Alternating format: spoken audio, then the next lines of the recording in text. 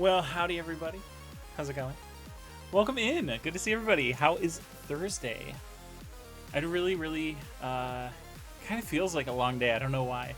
But went out with a friend to get some lunch, and then I went up to the old game store that I used to own, that is now owned by one of my former clients. So that's really cool.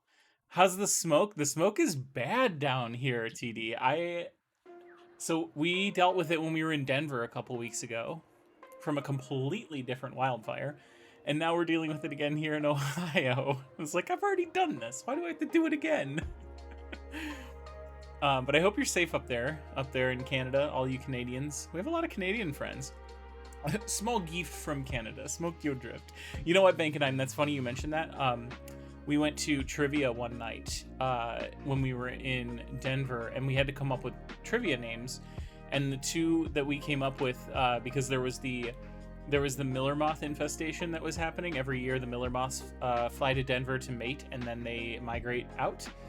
So the one team was the Miller Mothman Prophecies, and the other one was the the Canadian Hot Box. So in honor of the of the very interesting smoke situation that we were in, we decided to name them in honor of that. So let me scroll up and see who's here. We got a lot of friends in chat. Cribbages, hello, welcome in, good to see you. TD Fox, as always, I'm so glad that we became friends and that you enjoy stream. It's so good to see you. Molev, thank you so much for your support. You're the best. And then we got the whole Loam crew in chat. Hi guys, you're gonna talk to me in a second, so I won't welcome you because we're gonna talk. Brian, hello, Colorblind Games, how's it going? Glad to have you here. Joe, thank you so much for that lurk.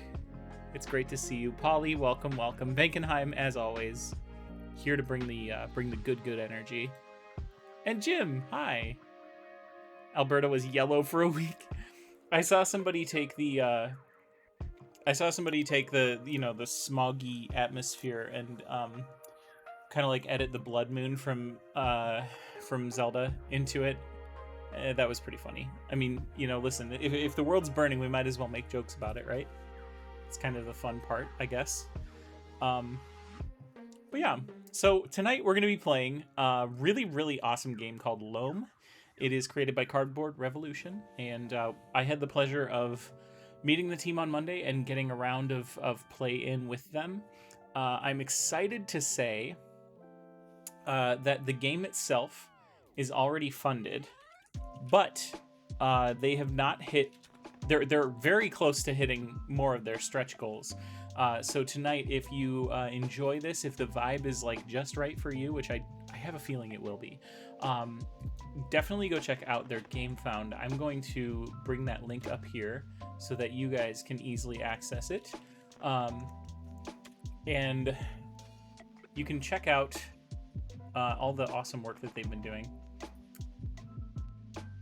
And if you so choose, support their campaign. We're going to be doing a couple of giveaways this evening too, so I hope you'll stick around for that. We'll probably do that near the end of the stream, so I will need you guys to be here in chat. But we'll do the usual, the exclamation point thing, so you'll be able to enter as long as you're here in chat and you're following the stream.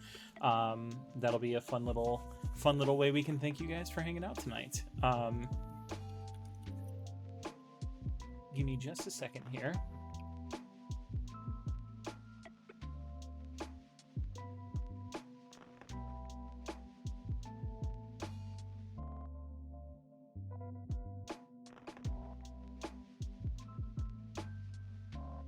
Perfect. So exclamation point Loam in the chat will bring up the link for the Game Found page where you can take a look at the game and all the offerings for yourself. And I think without further ado, we will switch over to the game itself, and I'll introduce you guys to my new friends. How does that sound? Hi, Dad. Welcome in. Good to see you. Okay, let me unmute and undeafen. Hi, friends. Hello. Hi. Okay, chat, Hi. let me know if we need to edit the audio at all. I know we've had some issues with Discord not being loud enough in the past. So, it's a stream, so a lot of this is going to be on the fly, but we can handle it. So, guys, thank you so much for joining me tonight, and thank you so much for teaching me this game, and I'm so excited to share it with everybody. Do you guys mind doing quick intros for yourselves? No, not at all. Perfect. Take it away. I can go first. I'm Max Humberger. I'm sort of the lead designer and an artist for the game of Loam. I have a PhD in entomology. That's the study of insects. And sort of scientifically speaking, I'm a soil ecologist, and I work as a lecturer in the biology department at Boston University.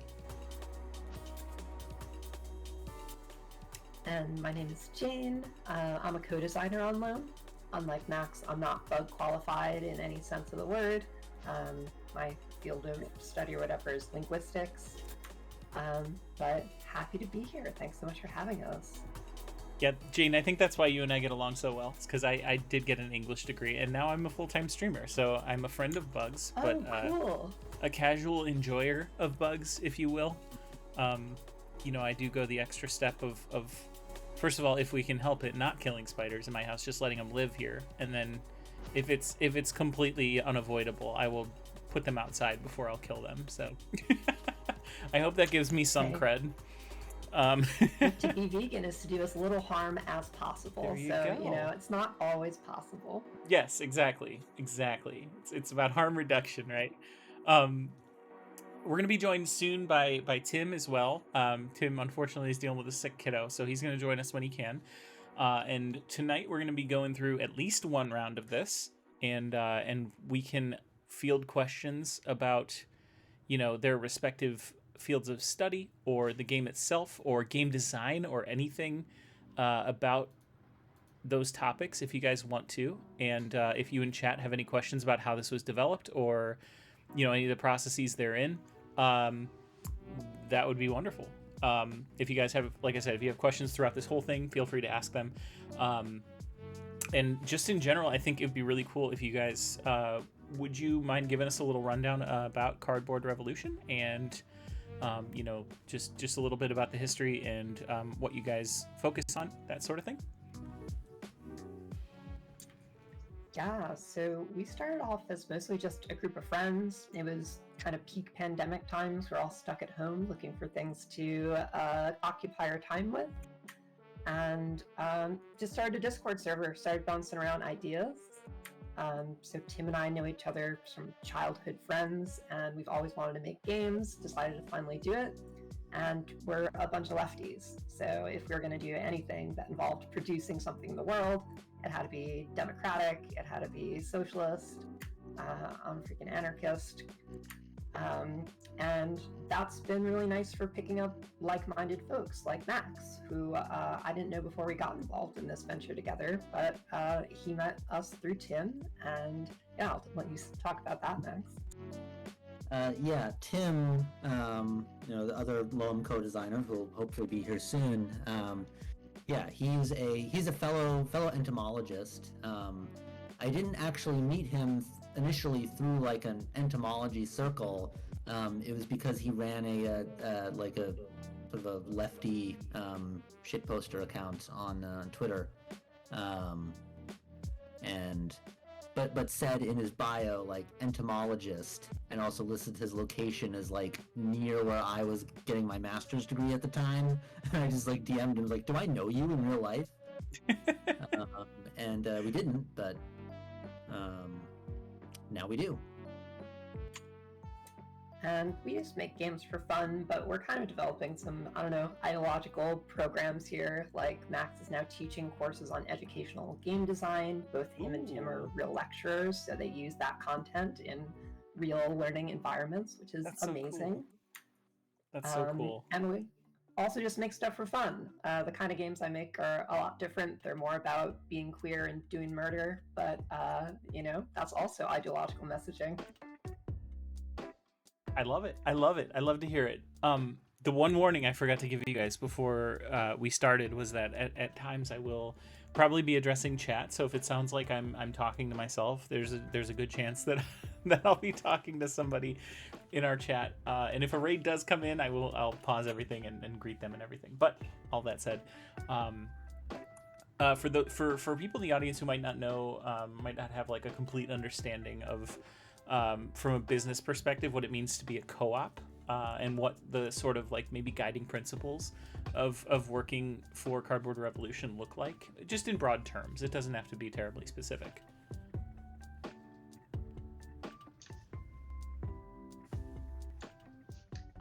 Yeah, absolutely. And first, I want to ask chat if my sound sounds less echoey, because I think people are saying my sound is echoey. Oh yeah, good question.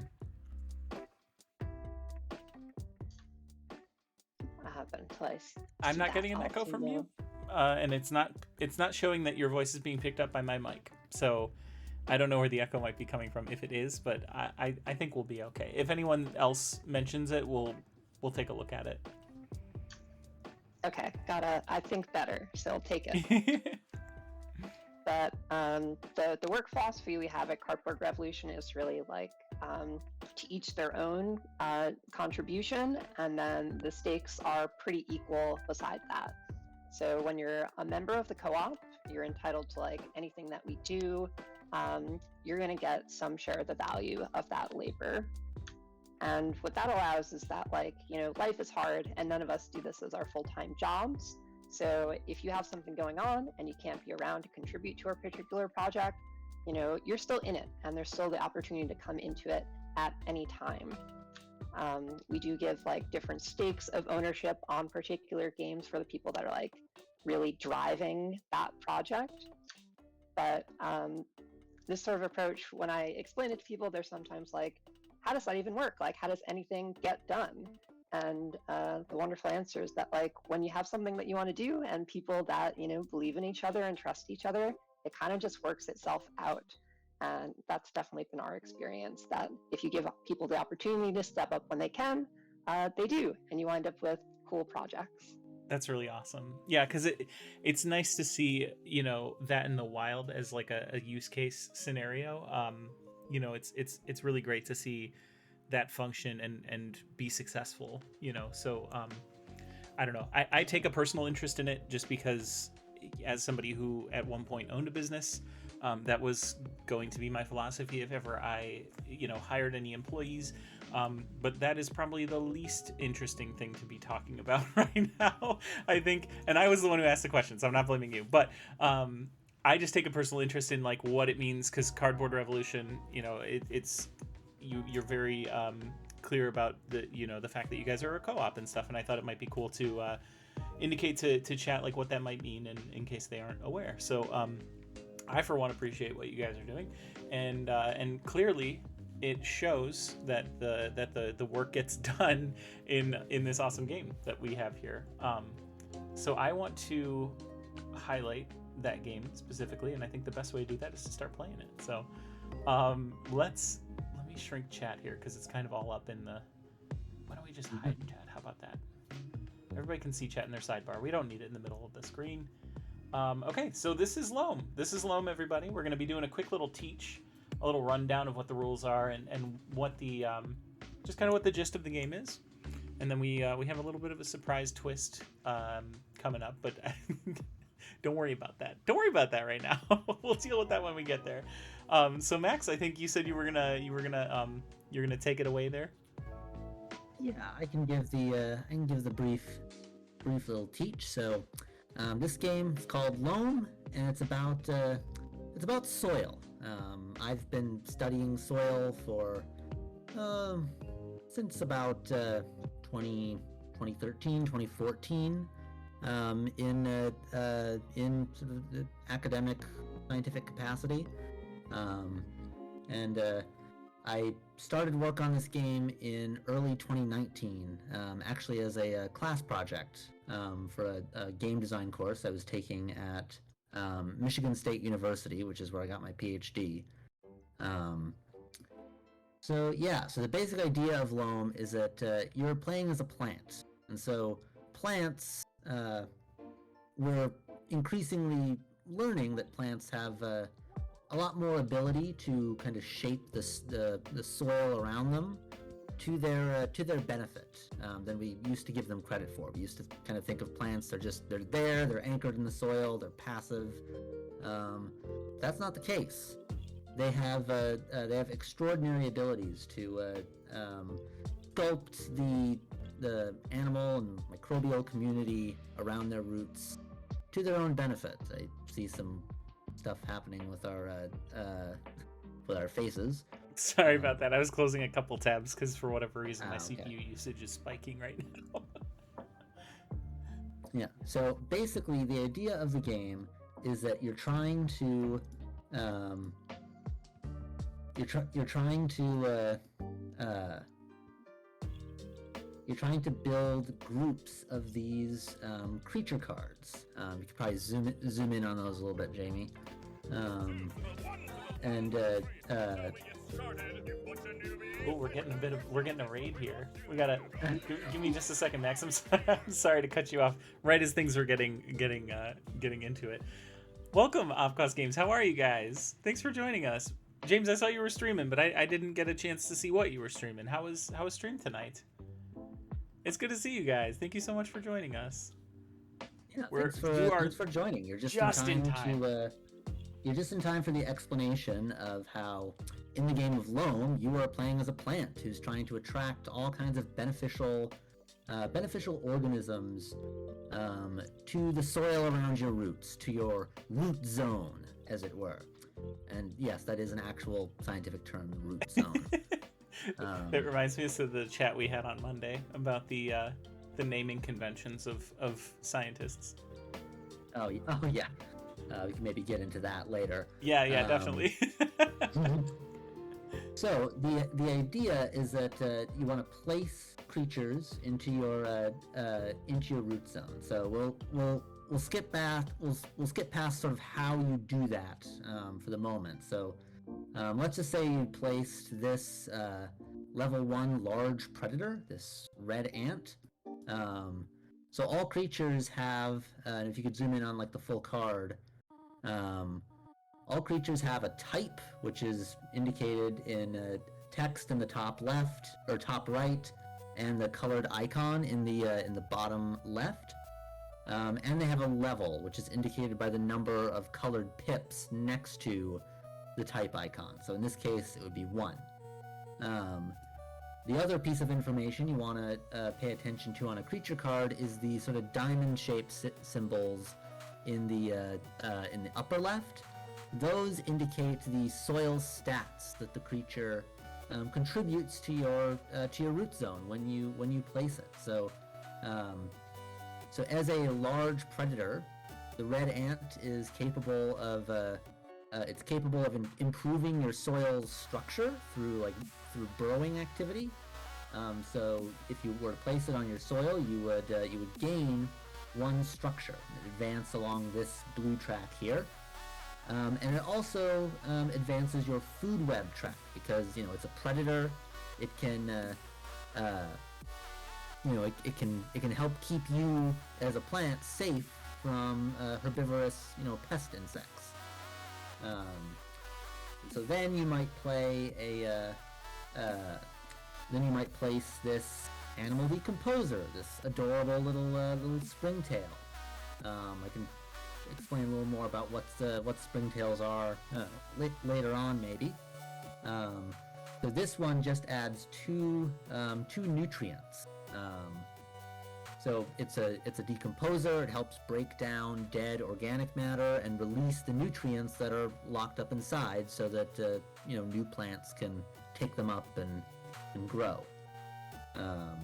Very important ecological process. Otherwise, a walk in the woods, you'd just be wading through like an ocean of undecomposed fallen leaves and worse things.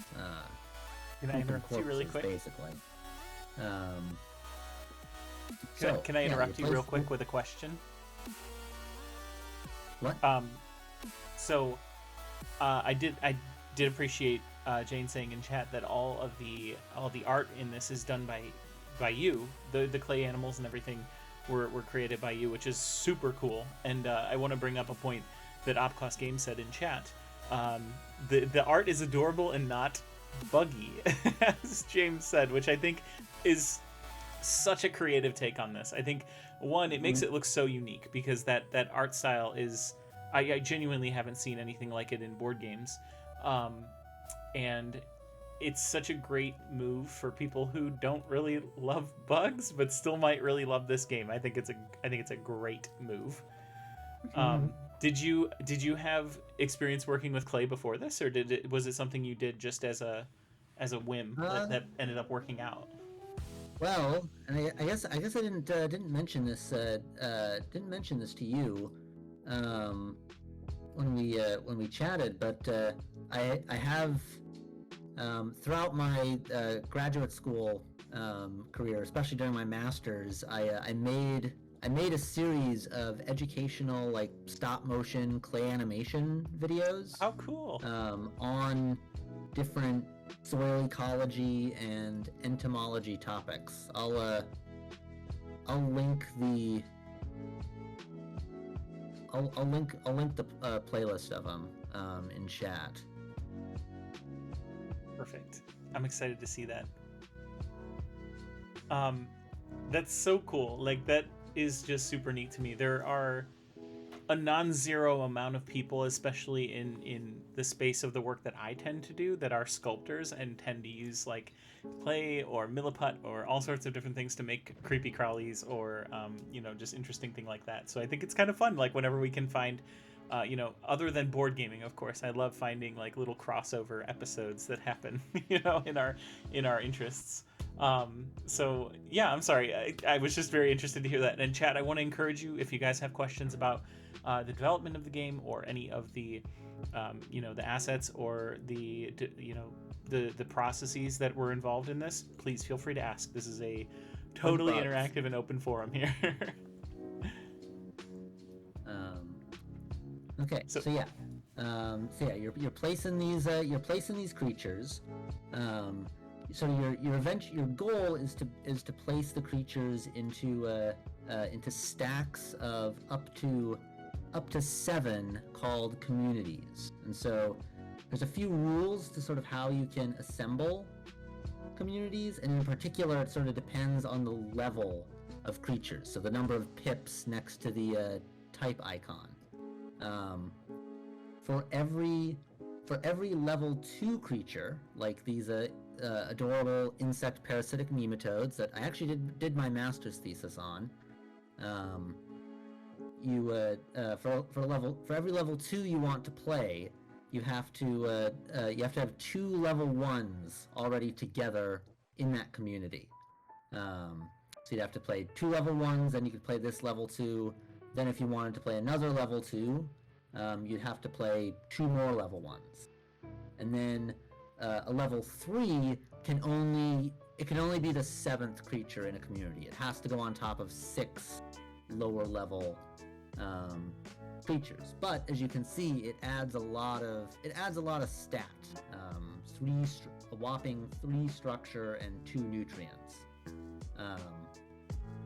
And so communities form sort of one part of your final score. So if you flip over this rules reminder card over here, you get the point tracker.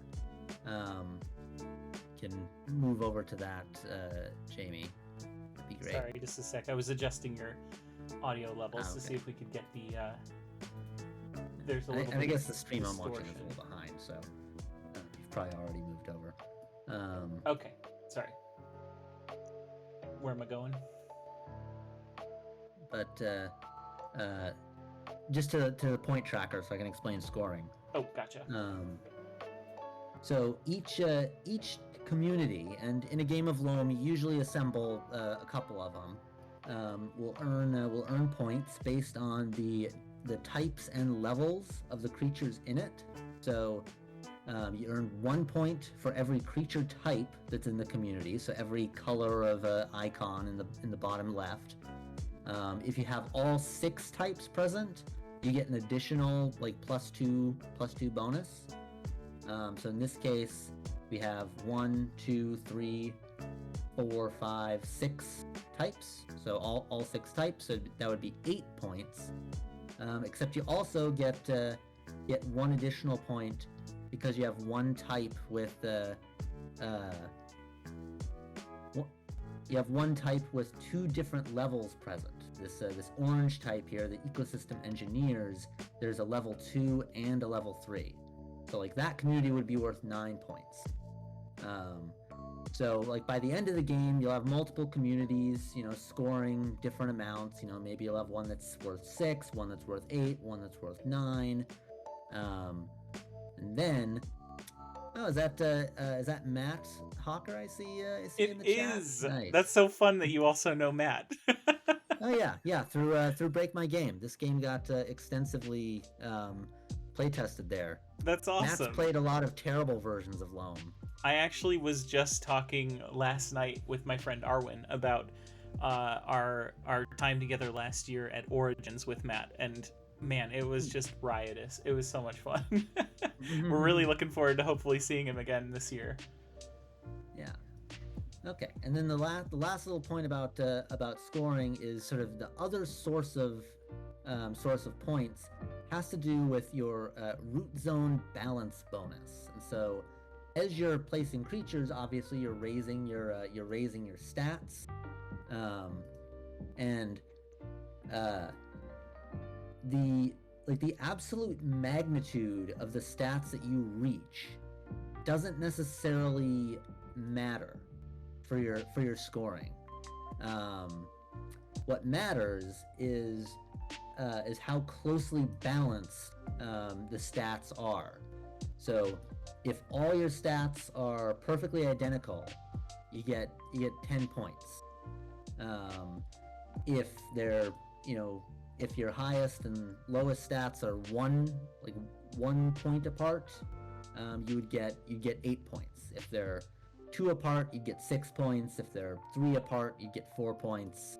If they're 5 or more apart, you don't get any points. You get nothing. Nothing. Yeah. So the one area where the magnitude of your stats does matter is when it comes to right here, the number 8. You'll notice that there's a little glow around the number 8, and it says upgrade attractive volatiles. Now, what the heck is an attractive volatiles? So that sort of gets into, I've been spending all this time talking about placing creatures, but how do you actually place the creatures? And that relates to these 3 cards in each player's hand, which are called inputs. These sort of represent the different.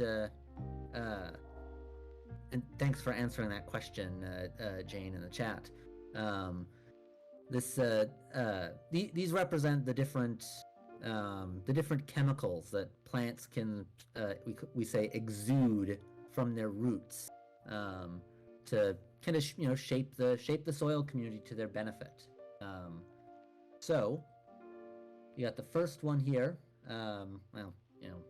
There's no real order to them. We just sort of think of this as the first one for completely arbitrary reasons. So this one here is rich exudates. Each one of these inputs, you have 3 in your hand. You have to use each one each turn, and each one has 2 different options that you get to choose between.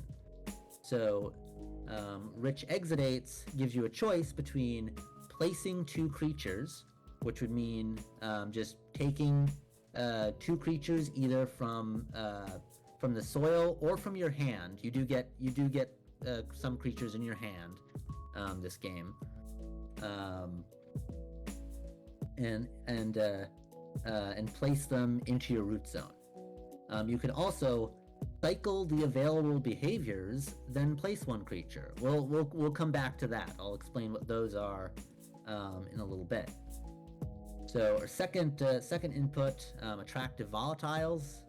Its options are draw 1, then place a creature. So drawing one is exactly what it sounds like. Well, maybe. Drawing, you can take a card either from the soil or from the top of the deck into your hand. So you can grab a specific card from the soil or a random card from the top of the deck, and then you place a creature. The second mode is place one creature, then grow the soil by 3. And growing the soil refers to just taking cards from the top of the deck and dumping them into the soil. So it sort of expands the number of cards available for everyone in this sort of giant collective communal hand. Finally, we've got Antibiosis. Its top mode, which Jane will insist that you never ever use, is simply place one creature, then shed one, if able. Shedding would be taking a card from your hand and putting it into the soil. But if you don't have any creatures in your hand, it's okay. You can still use that part of the input. You just don't shed. When using an input, you do as much as you can with it. And then the bottom mode of Antibiosis is bury 3 from the soil, grow the soil by 3, then draw one. So burying would be taking 3 creatures from the soil, dumping them down here in the discard pile, and then replacing them from the top of the deck. And then in this case, drawing one. There are also some effects, like the behaviors we'll get into in a second, that might have you bury creatures from your hand, but sort of works the same either way. All right, so I want to take a sec to address some of the things that have been said in chat really quick. Cardigan, I could not agree more. I could not agree. It was said, you can have creatures in your hand, finally fulfilling my bog witch dreams. Same, honestly, same. Yeah, I mean, I did grow up next to a giant peat bog in northern Minnesota. Cardboard time. My friend Arwen says, absolutely living for the claymation vibes here. Also, couldn't agree more. Thank you. So yeah, the last thing to note about inputs that I alluded to before is that anytime you reach 8 of one of your soil stats, 8 structure, 8 nutrients, or 8 food web, you get to upgrade the associated input. You get to flip it over into a more powerful version, which is pretty fun, pretty satisfying, and provides a bit of an incentive to try to reach 8 of a stat sooner rather than later, especially trying to upgrade an input before you have to use it that turn, since if you upgrade an input that you've already used for the turn, you don't get it until the next turn, and there's only 3 turns, so that can really matter. All right, so the last thing we really need to talk about is the behaviors. So every turn there are 3 behaviors available here in this little rotating market, and behaviors are cards that they go into your hand kind of like inputs. Unlike inputs, they are single use, but you don't have to necessarily use them like on the turn you get them. You can feel free to save them. You can not use them at all if that's better for you. And so, the way that you get a behavior is by placing 2 creatures into your root zone, adjacent to each other in the same community, whose types match the types on the behavior card. So to give like an idea of what like a turn could look like, I could use the top mode of Rich Exudates to place 2 creatures. I could put down this level 1 microbial decomposer and then this level 1 large predator. And because I played a microbial decomposer and a large predator, I would earn this this behavior here, carnivory. And yes, there are some microbes that you could very easily describe as carnivorous, kind of terrifying. And so let's say I used carnivory. I would place a creature, then potentially bury a creature from my hand to draw some cards. But let's say I just used it and placed a creature, and I placed this animal decomposer. Well, that would earn me this behavior over here, necrophagy. This one, you have to bury a level 2 or 3 creature from your hand, but then if you do, you get to place 2, which is pretty powerful. You don't have to have placed the creatures in the exact order shown on the behavior card. It's just those 2 types is what it's looking for. Cool. All right. I think we can start. Well, the one thing we were talking about, if you're still up for it, is now that we've taken the time to explain the inputs, now we can throw that all out the window. I completely forgot the whole point of this stream. So all that stuff you saw about inputs, forget it.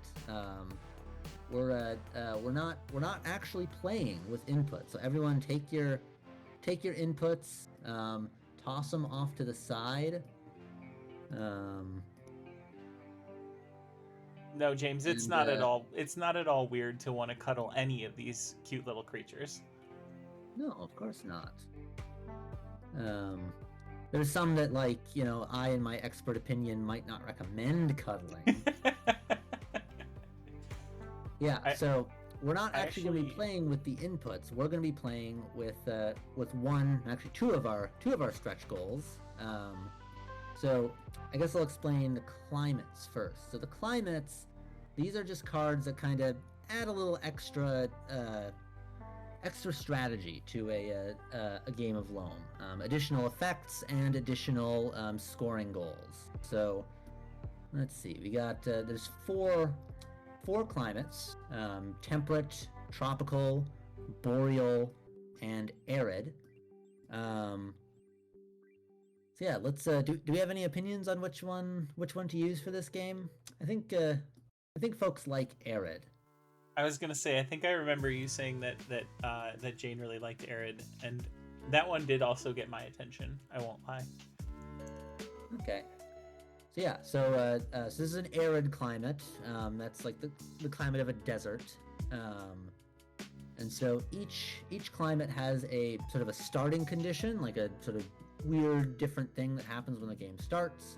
It has an effect. Usually, if you play Magic, you can think of it as like a triggered ability, and then a goal. So like an additional way to earn points beyond just the makeup of your communities and the balance of your root zone.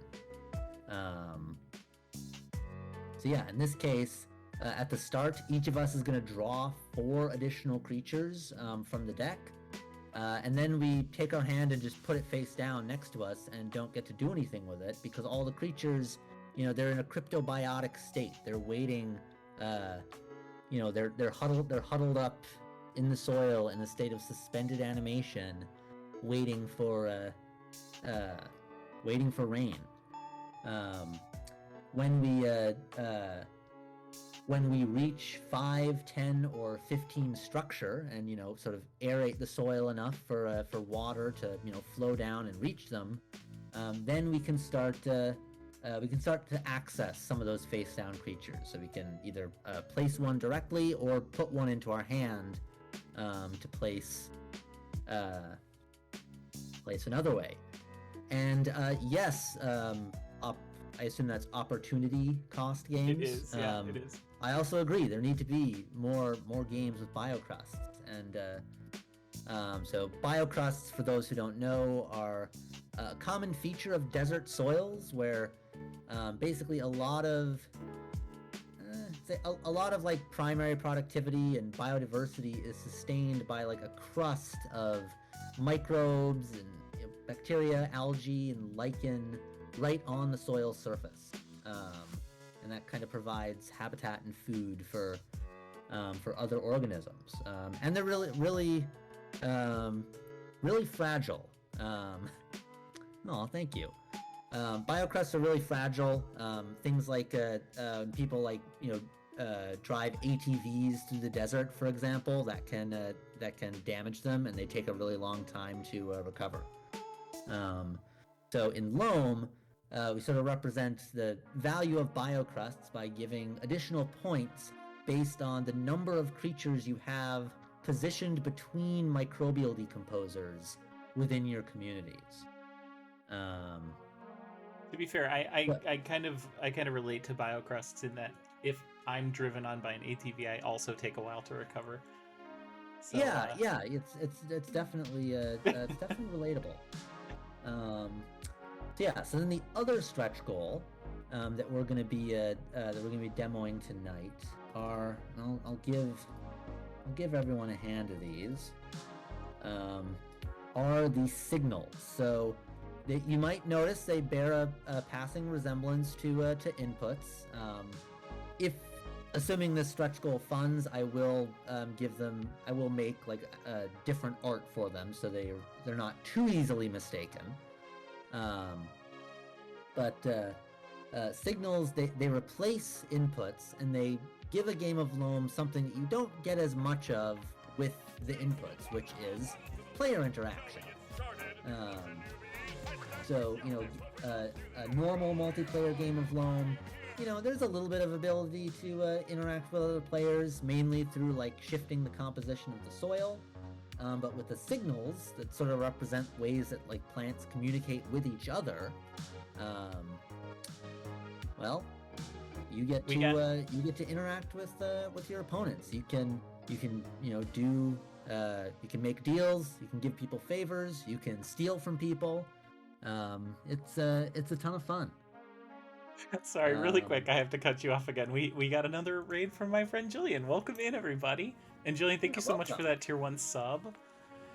And Pinathy J says, Jillian said she would force us all to change our legal last names to full arse if we didn't raid with her. That's why we're best friends, because she comes up with really interesting threats like that. And reminds me of this tweet I saw somewhere that was like, if you get if you get an email from someone named John Jacob Jingleheimer Schmidt, do not click it. If you do, his name will become your name too. Oh my god. Yeah, no, I don't know that I would click it anyway, just because that's definitely a fake name. There's no been there, done that. Shame on me if I get fooled by that. Guys, thank you so much for that raid. Jillian, what were you up to on stream tonight? It's so good to see you guys. Tonight we're hanging out with the crew from Cardboard Revolution. I almost said Cardboard Revolt because that's your Twitter name. And they're showing us their game Loam. We're actually going to be looking at some of the stretch goals, because as luck would have it, the game is already funded, which is awesome, and I'm so excited for you guys. But there are still a ways to go to not too far to hit some of these stretch goals. So tonight we're going to be looking at the signal expansion that they're going to add to the game as a stretch goal. So I hope you guys will stick around. Thank you so much for joining us. It's good to see you guys. We are just about to be starting here soon. And yeah, thanks again. Back to you, Max. All right. So yeah, I think we can get started. Was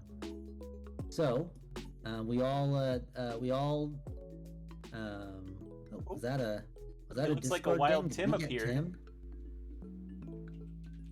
I'm gonna have to add his face to the lineup here. Oh my gosh, everyone gets to see my rumpled appearance. Unless you don't want to, that's fine too. Whatever you prefer. It's completely fine. Okay, cool. Let me get you on here. Thank you. No problem. I'm in full dad mode, so I love it. I am looking like a slob.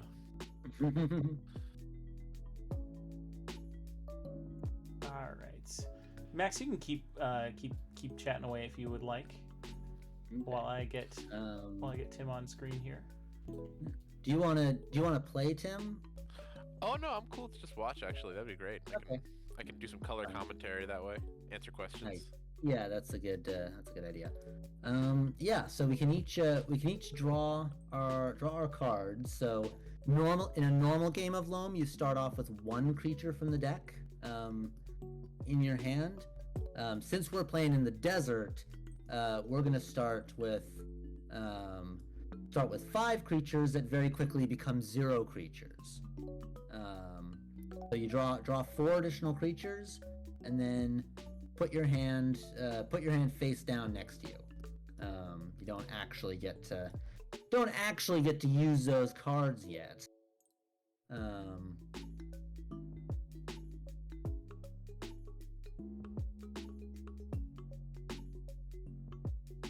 Right, and so the every game, every sort of board game, has like a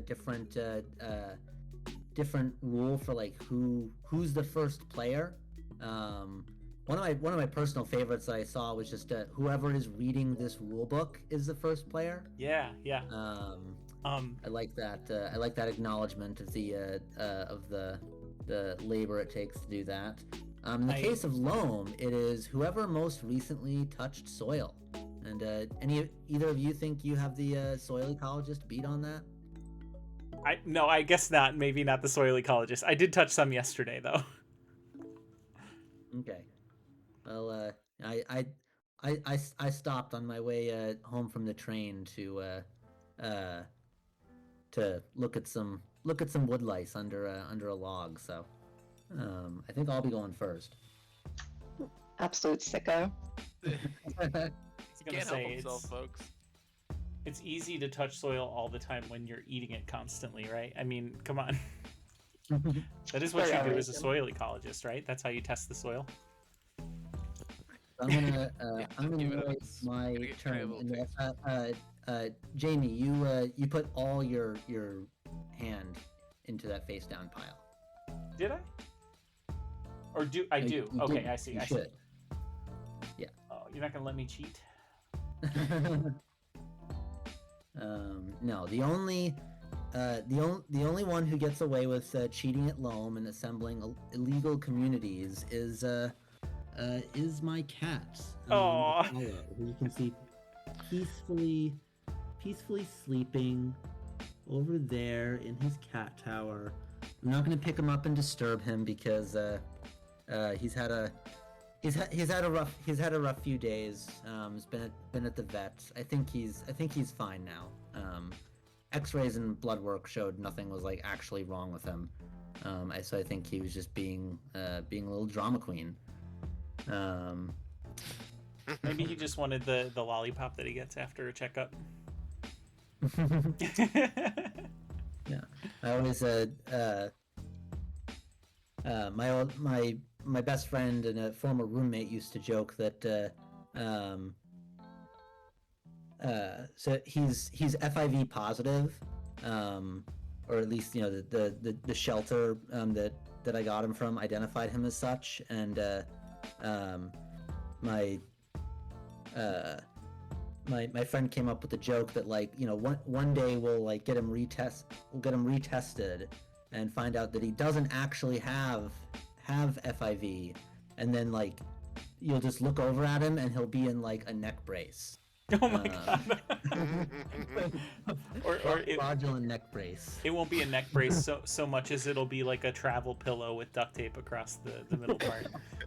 This is Saul Goodman ass cat just tricking you. He's a good boy though. He's a very good boy. No, we love Apollo. Apollo is the soul of Cardboard Revolution. The soul and multiple emojis in our our Discord server's emojis. The soul. Apollo. I thought the community server. Honestly, I should do that. Do it today. The soul is looking an awful lot like you disturbed his nap.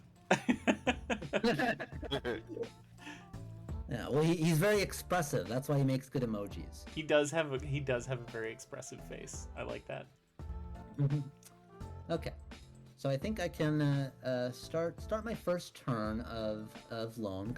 I'll try to narrate it, show what's going on. Oh, you missed the cat? Don't worry. There he is. His name is Apollo. And if the stars align, you'll see 2 more cats probably wandering in and out of my office here. Maybe a dog. Okay, so I am going to start off. I'm going to start off with stress signal. So stress signal reads: draw 2. A chosen opponent draws 2 from the deck, then sheds 1. So I will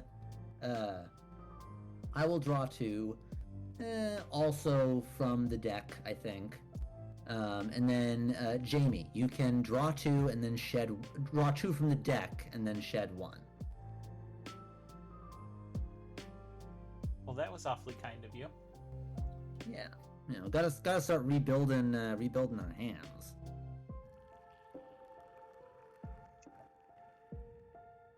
So yeah, you gotta shed. You shed, not bury. Oh, right. Yeah, it goes into the soil, not into the discard pile. Right. All right. So that was that. Then what I'm gonna do is I'm gonna use pest signal. I'm going to probably should have done this in different order, but that's okay. I'm gonna place 2, and then opponents draw 1 or place 1 from hand. So I'm gonna place this level 1 microbial decomposer, or actually different order. I'll place this level 1 small predator and this level 1 microbial decomposer. So together those add 2 food web, 1 structure, and 1 nutrients to my soil. And because I played a small predator and a microbial decomposer, I earned this behavior over here, this trophic cascade, which I can demonstrate how to use. And so those of you who remember your ecology classes, or high school bio, might have heard of a trophic cascade. It's just this idea that it's an idea of a population shift in a change in the population of one organism because of the predator of the thing that eats it. So the wolves reduce the deer population, and then the plant population goes up because there's not as many deer because the wolves got them. So in Loam, trophic cascade reads: you place a large predator or small predator, then you may bury a animal decomposer or ecosystem engineer from your hand. If you do, place a microbial decomposer or plant mutualist. So basically, you place a predatory animal, you get rid of an animal that probably eats microbes, and then you get to play some microbes. So I'm gonna do that. I'm gonna do a little bit of Loam jujitsu, and I'm gonna place this level 1 large predator into another community, which is totally valid. You're not required to finish one community before you start placing creatures elsewhere. So I place that. I'm going to bury this this level 1 animal decomposer from my hand. Maybe you didn't. It is a level 1 animal decomposer, just in case you didn't see it.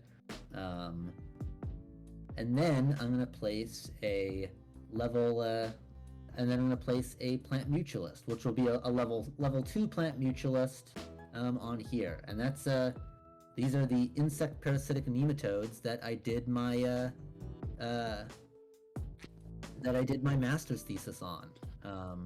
I was looking at how the physical, chemical, and biological soil properties affect their usefulness as biological control agents. People, there are companies that like mass produce these little parasitic worms and will actually like sell them to be applied onto like farm fields as sort of like a pesticide, except like not toxic.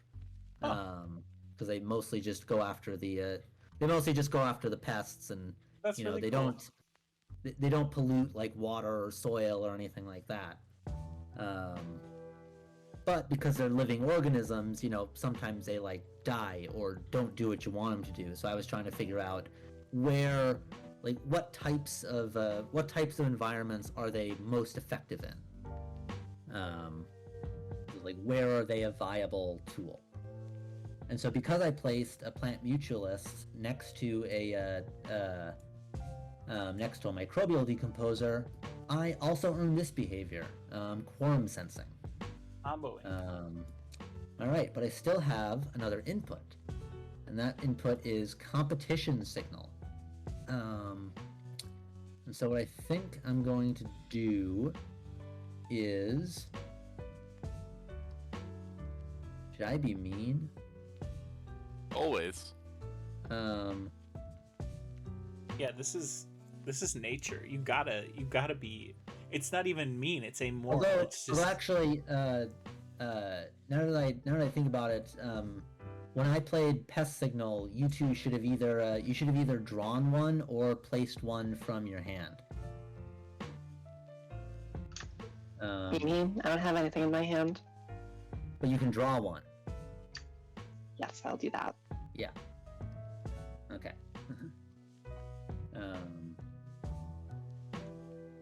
That's right, Cardigan. Lawful neutral. Okay. Yep. So yeah. I played a signal, and Jamie got to place a creature before she's even taken a turn. Got to place this cute little ant. All right. So what I'm going to do now is I'm going to use a competition signal, the top mode. Give an opponent one creature from the soil, grow the soil by 2, and then place 1. And so, Jane, I'll give you this level 2 plant mutualist. I'll grow Thanks. the soil by 2, and then I will place 1, which will be this animal decomposer down here. And yeah, I believe that will be my turn. I'm gonna What a hold on to turn. this other behavior for now. What a turn. And so what happens at the end of a turn is you replenish the soil up to 6. You draw a creature from the deck. You get your inputs or signals back, and then you replenish the available behaviors up to 3. In no particular order. It doesn't really matter. You do them. All right. So, Jamie, I believe it is your turn. Okay. Before we start, I wanted to bring up a question that was asked earlier. A really good question that Jane did answer very well, but I want to get your guys' Max, I want to get yours and Tim's take on it. Azera asks, I would love to know what tips or philosophy people have when working on a game system to adjust perspective from being the person who understands it best to a new player that doesn't immediately see all the connections, or maybe even understand how those rules are meant to interact. In other words, how do you switch gears between looking at the game as somebody who designed it and has spent so much time with this game that you know everything about it, to the perspective of someone who just opened the box and has no clue what they're looking at? I guess it is just like a mindset switch, but like if there's any tricks or even like rules of you know, or philosophies that you rely on for that. I like to put myself in the mindset of a person who has just never conceived of the idea at all, and just be like, okay, here's the most fun little tidbit of this game that you don't have to be, deep into the design process to appreciate. Like, you're building cool collections of cute critters, and here's how you do it. That's for this game in particular. But in general, yeah, I like to just sort of imagine, like, if I was walking by this table at a convention or something and just happened to see a game of it in play, what are like the 5 things I would mention to somebody to like get them interested in the basic gist, if that makes sense? Because it is hard to get yourself out of designer brain. Like, I imagine. I think Yeah. we all sort of use designer brain as like an insult here. It ruins your mind if you like focus too much on being I'm the designer of this thing. It's terrible. That's so true, and that's so similar to what I said in my typed up answer, which is what can you say to someone that makes them immediately interested? I always think of my favorite book series, which is Gideon the Ninth. But on the cover it says lesbian necromancers in space. And if you say that to someone, they immediately know if they're going to like that or not, regardless of what actually is going on there. I'm certain you can't see it, Jane, but right here on my shelf is my collection of Tamsin Muir books. Yes. Surprise! I know, right? Shock of all Actually, shocks. when Jane got me into Locked Tomb stuff, she was like, "Imagine if Warhammer 40k's lore was good," and I was like, "Oh." It's Now I'm really excited. It is wildly close, like in tone. To it's, I don't know. I don't know for sure if Tamsin is like a fan of 40k or not, but like it feels like she is. Apparently, it's a Actually coincidence. Yeah, she said in an interview she does not, before writing it, she did not know about 40k. That's wild. That is wild. It is wild. It's convergent evolution. It is. Yeah. So I guess this might be, and forgive me, Jamie, if this is actually a bad time to do this, but no such thing. Jane mentioned lesbian necromancers in space, and obviously, Loam doesn't have that. But Maybe the next it does game have is lesbian red velvet mites in the soil. That's true. At least in the form of some of the things we're going to be giving away on this stream, which That's bring right. Bring up to my camera No, that's here. the perfect time to bring it up. Trying to not. No, trying to that's show great. show them all off. We have some sticker sheets of pride buggies, exactly. Got a trans flag springtail that was originally a commission for Jane. Lesbian flag, red velvet mite, rainbow flag millipede, non-binary flag worm, bisexual flag springtail, and asexual flag mite. And the reason I picked a mite for that one is because there are a lot of mite species that are parthenogenic, so truly asexual in terms That's of so women cool. reproduction. I love it, and I somehow knew that you would have definitely picked just the perfect bug for each one of those. We had extensive conversations about it. It was Yes. great. We had threads. That's why I like you guys. Oh man, and that level of thought so has I've been got, put into I've got so many three- aspects of three this sticker game sheets too. here right now, and I guess whatever mechanism that Jamie normally has for giveaways, we can use, and these are also available as add-ons if you're pledging for the game. They are even available as so the Game Found, the site that we're doing the campaign on, it has a feature where you can sort of pay what you want or tip the creator, support a project even if you don't want to pay for the full game. So if you do that, and actually I think even if you don't formally do that, you can still buy these sticker sheets. They're just available as add-ons. You can just grab them if that's all you care about. Yeah. They're super cute. So Yeah. so there's this design, and there's one with like more like nature realistic colors for the critters, and let's see. I think My students plan on getting both.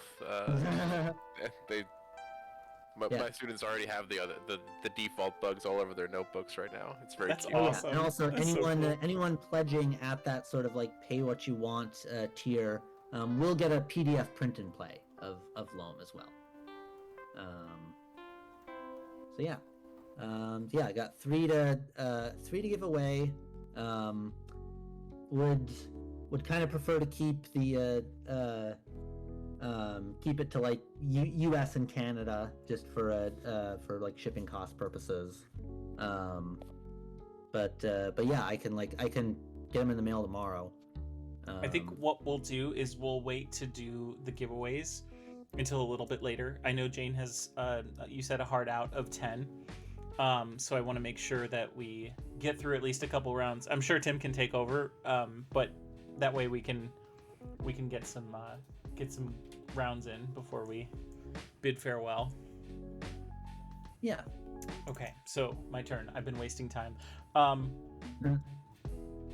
So one thing I did want to bring up, because we're using the signal cards. I think you had mentioned the inputs before, and the philosophy behind those. Can you give a little detail on what the signals are in a scientific sense, as opposed to just in the game design sense? The signals are basically like mechanisms that plants have to communicate with one another. So like pest signal. So a lot of plants have the ability to like they can warn their neighbors that like there's pests around. That there's that there's herbivorous insects coming to chew up their roots or leaves. I'm gonna interrupt real quick to tell Jane, go ahead and draw 2 and shed 1. Okay. Sure. And so one thing that plants will do for themselves when pests are attacking is release these sort of gases, these volatile chemicals, which you actually saw in the input, attractive volatiles that can attract natural enemies of those pests, and this can happen both above ground and below ground. So those insect pathogenic nematodes that I mentioned,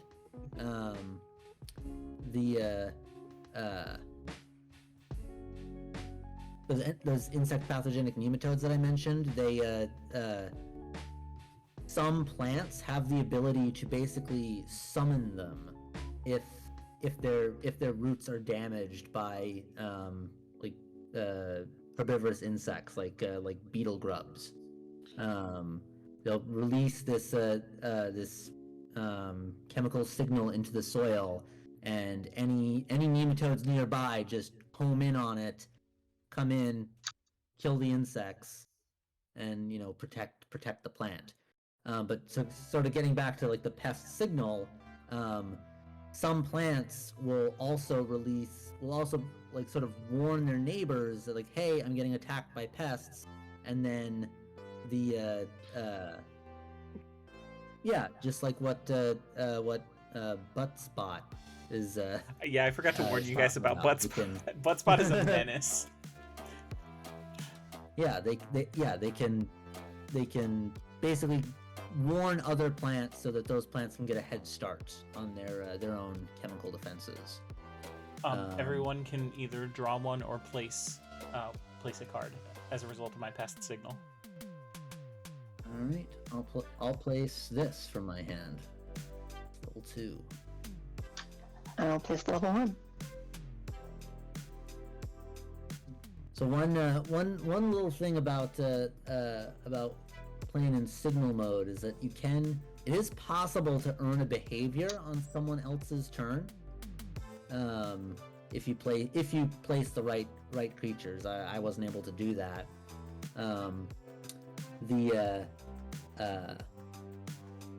if 2 or more players would earn the same behavior from like the same signal being played, then the player whose turn it is decides who gets it. I forgot to move my That's my fine. root zone stuff here. And then Yeah, one. last but not least, I'm gonna go ahead and I'm gonna reveal it looks like Jane's got more of a selection, so I'm gonna reveal Jane's hand and steal one. All right. We have 2 choices: Ooh, a plant mutualist and a large predator. I'm with the predator. Fair, fair. Why, thank you.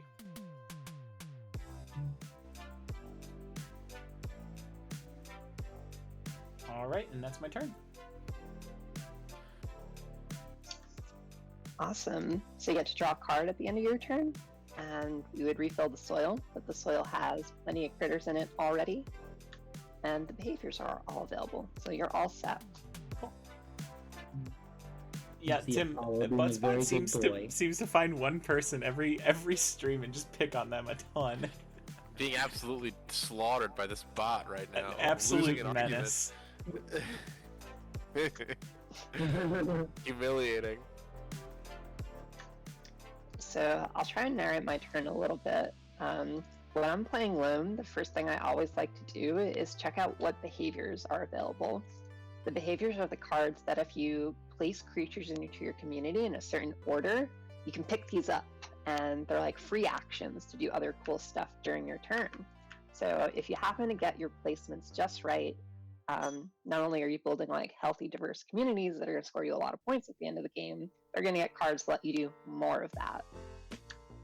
And I see that I really want a small predator, and I happen to have one. So life is good right now.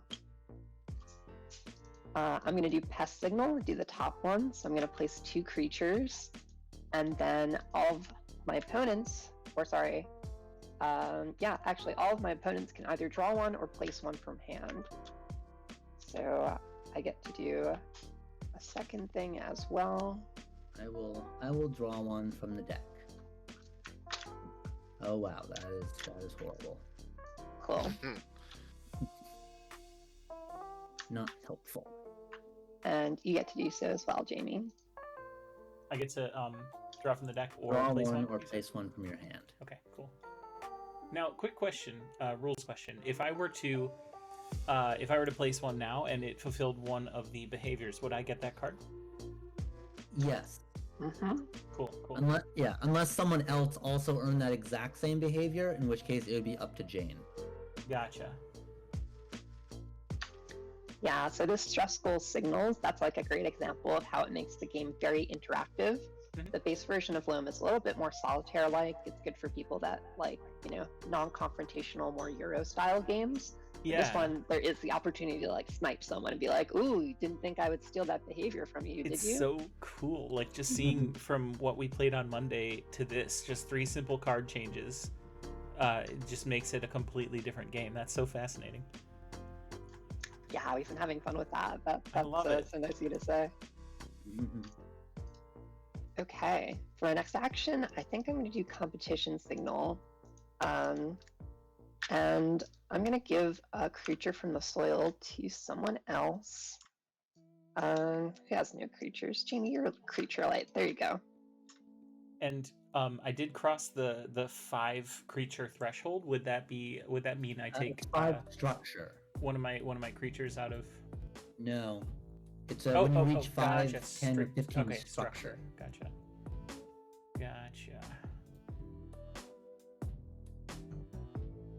And is that unanimous? So all of them have to be at 5 structure, or is it just one of them? Well, it's a 5 of structure. Oh, duh. Okay. That's Sorry.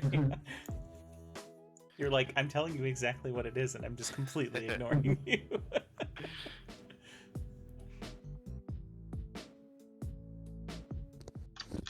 Nice, and that let me score another behavior. So I picked up 2 this turn. Behaviors you can hold on to, but I always like to try and play some on the turn that I get them, so you don't get stuck at the end of the game with a lot of behaviors in your hand. I think that happened to a few of us towards the last game that we played together.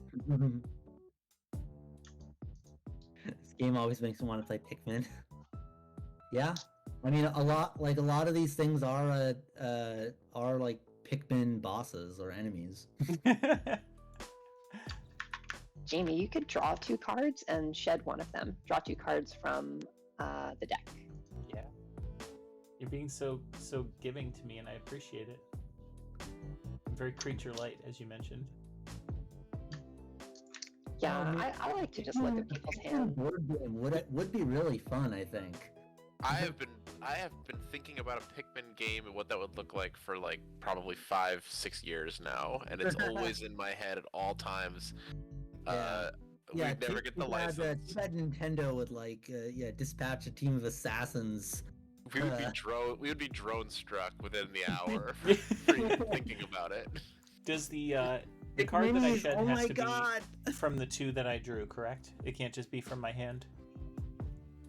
What? The card that I shed. It can be anything that you have. Okay, so it can be anything out of my hand. It doesn't have to be. Yeah. Okay. Yeah, that's right.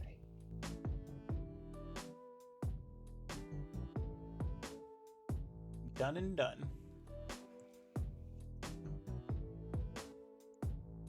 Ooh, pick miniatures. Bankenheim, you know exactly. You know exactly what language I'm speaking over here.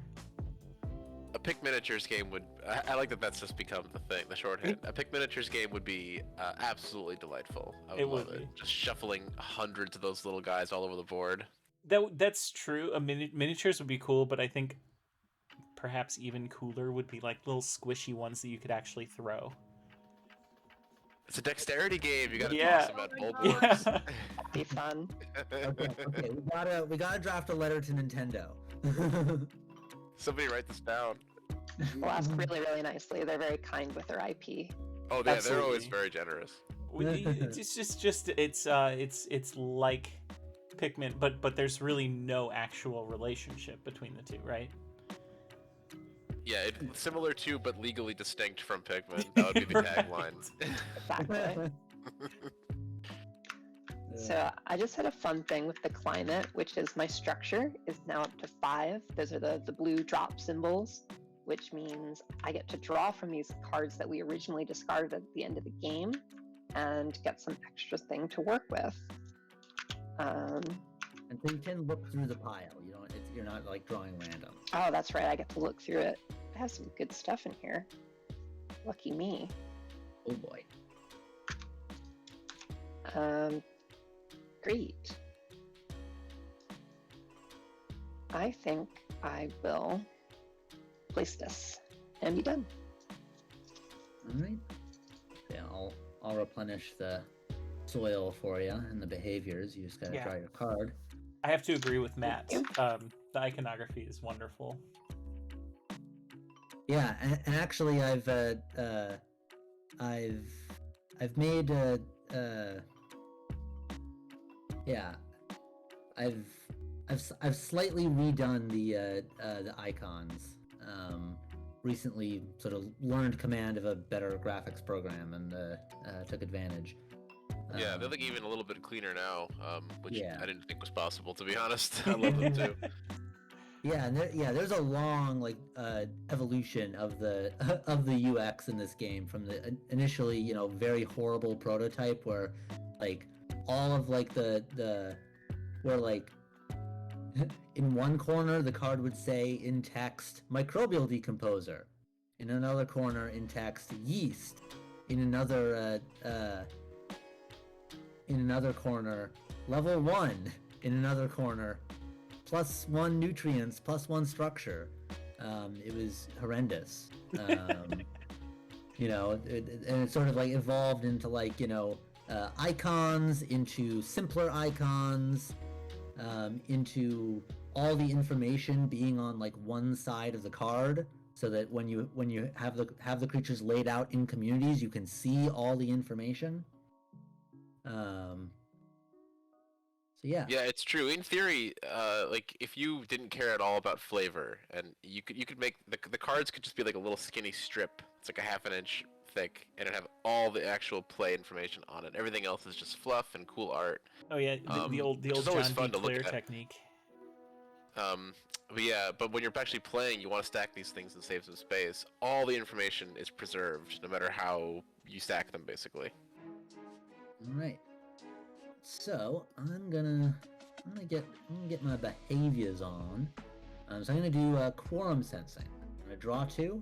Then if I have 4 or more creatures in hand, I place a creature. So yeah, I'm gonna go ahead, draw 2 from the deck. And then because I have 4 or more creatures in hand, I will place a creature, which I do believe will be this. I'll put this microbial decomposer down here. That gets me to 5 structure, so I can peer through this pile of goodies. I think I will. How can I pass up the opportunity to place this adorable little grazing tardigrade? Look at Everyone's favorite, the old water bears, moss piglets. Yeah. And great point, Tim, about the about the color. Yeah, you know, soil does tend to be pretty brown. There is a lot of nice color in different kinds of soils. You know, from like black sand beaches of Hawaii to, you know, like Georgia red clay. But yeah. Okay, so I placed that, got the structure thing. So now I will. Let's see here. I think that's interesting. An interesting point to bring up, especially, you know, considering what I typically do on this channel, which is painting. Whenever you're working like with a limited palette or a monochromatic scale, there's so much more variety in the colors on a very nuanced level that you don't see when there's a lot of other crazy colors everywhere. So it is kind of cool that you guys worked within the boundaries of what are natural colors and how atypically you see like really crazy bright colors. These. Yeah, and, except for those, right? exactly. But the one good thing that we is like it kind of lends itself nicely to having this color-based iconography, because the art doesn't typically distract from the icons, so you never really lose them in the sauce. You know, you always know exactly what type your creature is and what stats you're getting. Right. And they stand out so much from the I would normally say illustrations, but the photographs. Photographs, yeah. Yeah, it's weird to say that like the game's art is sculpted. It's not painted or drawn at all. So it's pretty cool. Okay, so I'm going to. I noticed Jane just has this enormous hand of creatures. Yeah, so right. I'm gonna do some competition signaling. Let's see them. So I knew this was gonna happen. The opponent's hand, draw 1 from it, then place 1. I have so many nice things. Please I don't was take gonna them. say it's so kind of you to create a secondary market. Yeah, basically. Yeah, it is the size of the soil. Also, hi Airplane Girl, thanks for joining us. We're hoping we hit the stretch goals too. Yeah. That's kind of the theme of tonight's stream, is trying to share this game with more people to get them to realize how special this is and how awesome it would be to hit those goals. Yeah. Thanks. We definitely we're definitely hoping to hit him as well. And as far as what I'm going to take, if this was Tim's hand, Tim is, for those who don't know, bad at Loam. Legendarily bad at Loam. I wouldn't make a conscious effort to try to like hamstring him. Seeing as it's Jane and she usually beats me at this game, I'm gonna have to take this nice level 3 animal decomposer, that you were gonna make a 10-point community with. So I'm gonna do that. That hurts. Sorry, And then I'm going I to got really place- distracted by how cute the squash bee is. Yeah. Oh, the bees are squash bee's adorable. easily the cutest creature in the deck, in my And opinion. then I'm gonna place a plant mutualist from the soil. And then I'm going to do pest signal. I'm gonna place 2, then opponents draw 1 or place 1 from hand. And so I'm gonna place.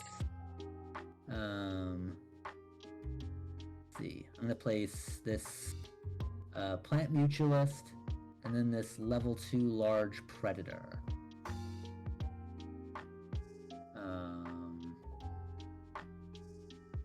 So I gain 3 food web, 1 nutrients, 1 structure, and then you each can draw 1 or place 1 from hand.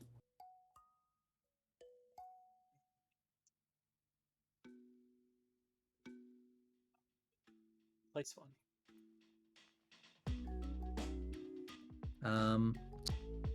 So yeah, opportunity cost. You're asking if the current rulebook is available somewhere. It totally is. And Jamie could probably demonstrate this at some point. Actually, you can't see it. It's hidden behind Tim, in the on the link on the screen top page for the game. There's a link to the rulebook, and in the screen top mod itself, there's a button with a question mark on it in the upper right corner of the screen. That says help. If you click that, you can get a PDF link of the rulebook. And I just updated it earlier tonight.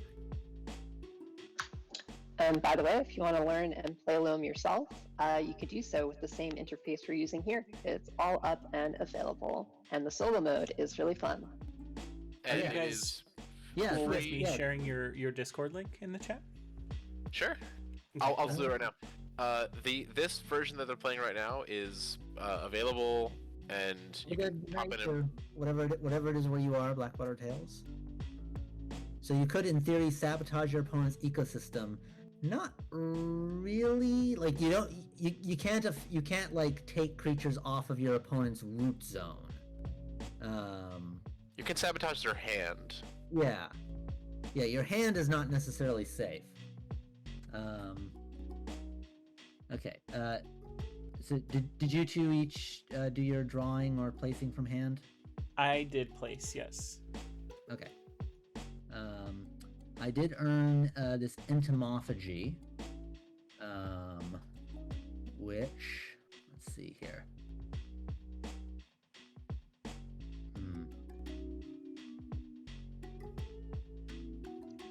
All right. I'm gonna do stress. I'm gonna do the top mode of stress signal. So a chosen opponent buries 2 from the soil, and then I place 1. So Jamie, why don't you bury 2 creatures in the soil? Okay.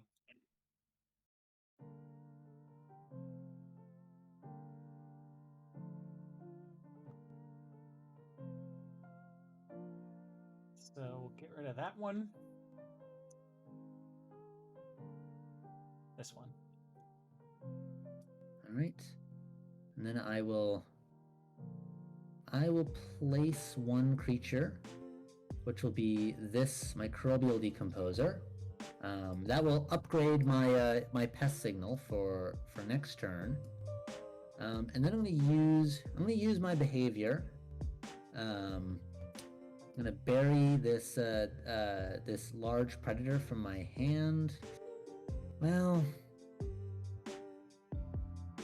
no, I'm actually not gonna do it. I wouldn't. Well, actually, yes, I will. Ignore what I said. I will do the thing. I'll place 2 creatures. I'll place this plant mutualist here. 1, 2, 1, 2, 3. This is level 3, arbuscular mycorrhizal fungi. Also, my favorite insult. What? Calling somebody an arbuscular mycorrhizal fungi. Ah, yes, of course, the classic. The guy- From other placement, I'll drop Jane's cockroach. 1, 2, 3. That way you can get back. And that upgrades all of my signals to hopefully engineer a truly devastating final turn. All right, so I draw one from the deck, replenish the soil to 6, replenish behaviors, and it's Jamie's turn. James says, "What are you calling the arbuscular?" Sorry. Arbuscles. All are your buscular. Just riffing, folks. No idea. I was gonna say, who's coming in with the arbuscular? I barely know What's her. a pirate's favorite type of mycorrhizal fungi? Uh, Arbuscular. Even I cannot abide a dad joke that that daddy. No way.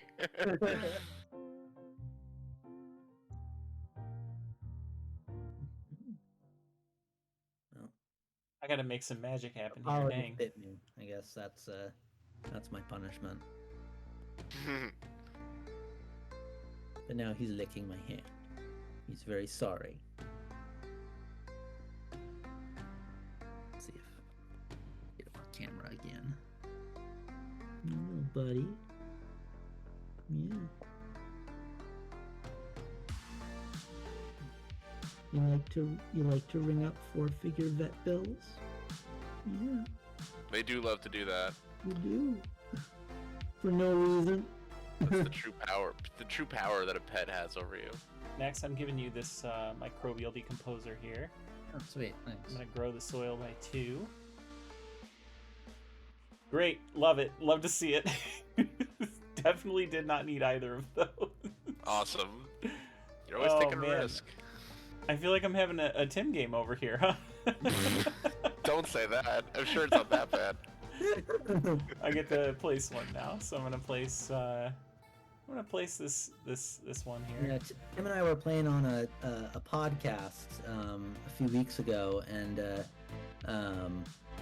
one of the other players was playing just like completely based on aesthetics and still beat Tim. Like, was not paying attention to like the game rules or like strategy. Was just playing like the creature that he thought was cutest and still beat Tim. Still managed to beat me, which again, I'm not surprised by. By the way, everyone listen to that podcast. I'm putting in the link right now. It's really, really nice. Yeah, share all in the links you general, want. listen to that show. It's great. The Board Game Community Podcast with Riley Stock. Oh, Very, very Riley's nice guy. awesome. And Matt, yeah, just got a friend of yours to back. Thank you. That's awesome. Woo! Ring the bell. I should have a bell. to ring Yeah, the right, right. bags. Ding ding ding. Oh, hell Is it yeah. selling Sunset now? Yes. Oh my god. We all have to hate each other though for it to actually be like that show. Okay, I also got my hands on a little tardigrade, which gets me Alright, the 4C behavior. Carnivorous one. Love it. Yeah, so yeah, some tardigrades eat bacteria, some of them eat other animals. So here's a question that didn't occur to me until now. If I earned a behavior for that particular interaction, and I then place another card after that tardigrade, the small predator, would I then be able to activate another behavior using the same card, or is it unique Yep, to? totally. Okay, cool. Yeah, So I you can place. you can place like 3 creatures and earn 2 behaviors if the middle one works for both. That's totally valid. So I could, for example, take this animal decomposer, add it to the mix over here, and then And then pick up that selective feeding. yeah. Ooh, all right, now we're talking. We did get a raid Now we're here. playing So with gas. They unbanned Paradox Engine. I love it. Give me just a second. Yeah, I'm once you gonna start comboing it, greet the it can folks really go. who just Oh. joined us. Welcome in, everybody. How's it going? Thank you for the raid, Heresy for Heretics. It's good to see you. I hope you guys are having a good Hello. evening. How was stream? I'm trying to summon Apollo across the camera with his treats. Heresy for Heretics sounds like my kind of stuff too. I know, right? It sounds like a lot of fun. Yeah. As a devoted, never Imperial player, Yeah. Hashtag never Imperial, right? That's. we're gonna I can try not to derail this with my 40k BS, but We can always do Yeah, that. but- That'll be the after game chat. we'll do it afterward. After Because the there are late show. plenty of people in this community that would love to hear that. So, Hell yeah. oh my gosh, this is your first raid. Oh my god, I'm so flattered. Oh well, in that case, I have to break out the fan then, because that's part of my new raid thing. Oh my god, I dropped it. I have a new fan I bought, and I thought it was a really good Ooh. really good way to Yes. introduce everybody to me and the type of humor that we have around here. Very classic. Thank you guys so much for that raid. For those of you who don't know, I'm Jamie Daggers. I'm a full-time mini painter and streamer here on Twitch. I often do a lot of board game content, which is what we're doing tonight. I'm joined by the Cardboard Revolution team. We're playing their game right now called Loam. It's currently in GameFound, and it is awesome. It is funded. We're checking out the stretch goals tonight so that we can continue to coerce everybody to back and reach those stretch goals together. So I hope you guys enjoy yourselves here.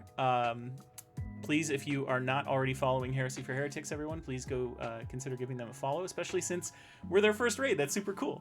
So let's share the love a little bit. Okay, so back to my turn, where I'm going to turn this around and inevitably crush you all. Mm-hmm. I love talking a big game. That way, when I lose, it's extra funny. That's my special technique. It's the only way to live. Yeah, absolutely. Oh my gosh, I love it. Apollo. Oh my gosh, yes, that is Heresy. That is something I do still.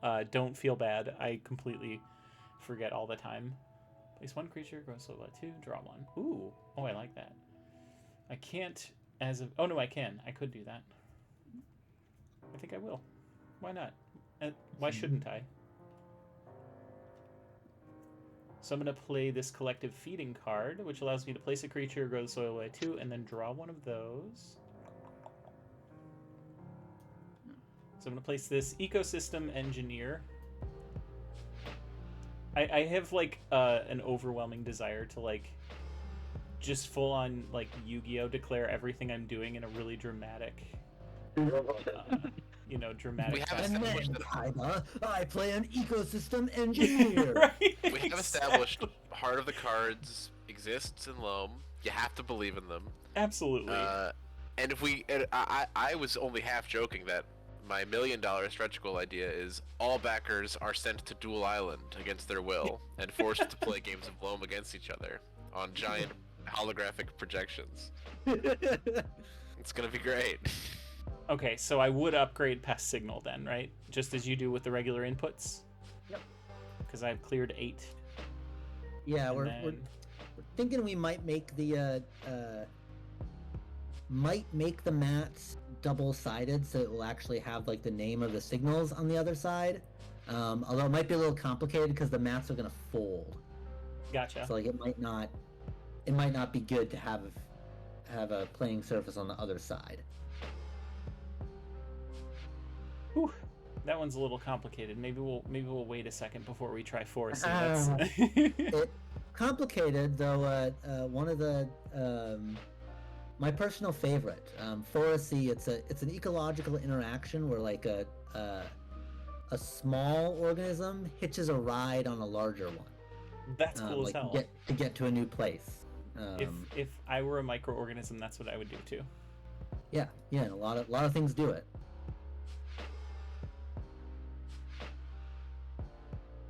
Hey, what do we need to do here?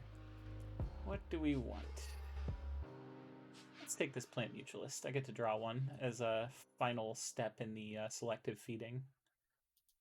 Let's see here. And when people like me aren't playing, Jane told me on Monday that this typically plays around 15 minutes per player. So it's I accidentally add to that because I like to talk a lot. But Gotta bounce. Have a killer stream. Thank you, Heresy. Thank you again for that raid. It was so good to see ya. I hope you have a good evening. Thanks for joining us. Bringing your community on over here. All right. Place 3. Man, they're assuming that I have far more creatures than I do. Although I guess I can use them from the soil, but I am not working with a whole lot in here. Could maybe use your stress signal. Try to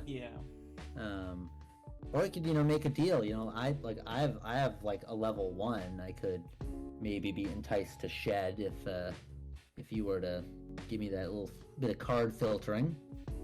That's true. That's true. I think let's do that. Let's wheel and deal a little bit. I'm gonna draw 2, and then Max, I'll let you also draw 2 and shed 1.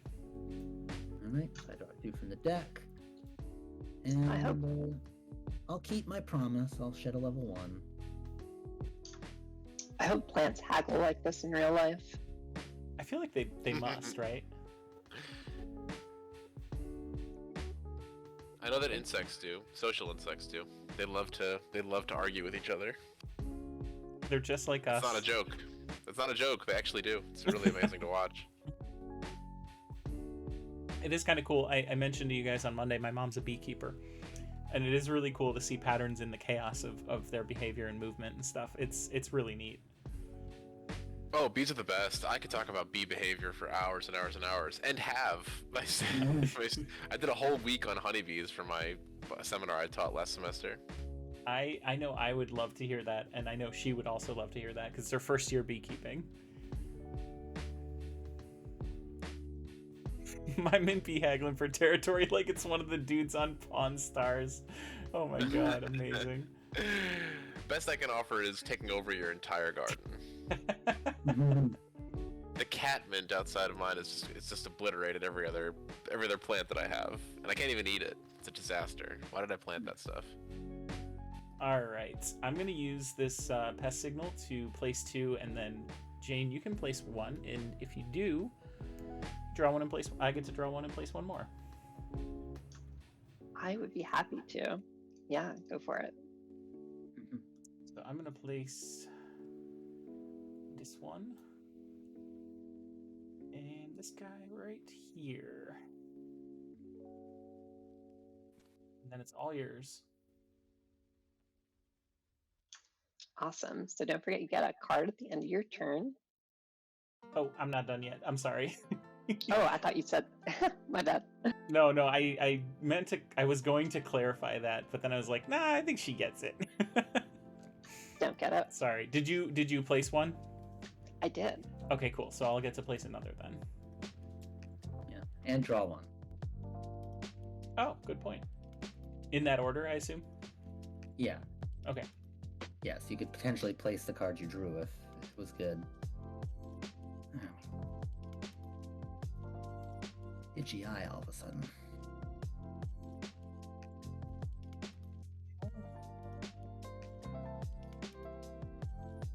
I assume that with Forest Seat here, I'll play it so you can see this does not supersede the base rules of like it has to be a graduated placement of like 1, 1, and then 2, right? I can't just place a level 3 arbitrary of what because the card says do it, right?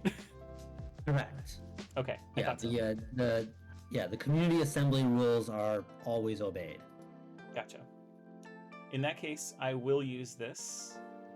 I'm gonna place this large predator here. Nice. That was a big turn. I like it. Yeah, holy crap. And I get to now place a, what do you know, microbial decomposer that I have right Nice. here. Nice. And I cleared 10, which means I get another one of these guys.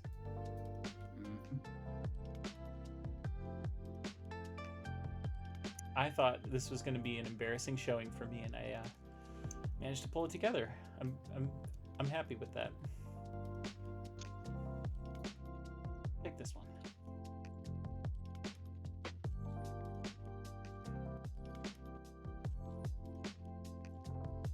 All right, now Jane, you can take it away. Awesome.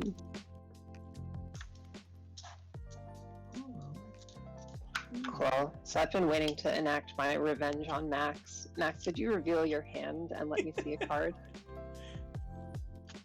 I can't get back the one that he stole from me because he played that, but I'm very happy to take this Microbial Decomposer from him.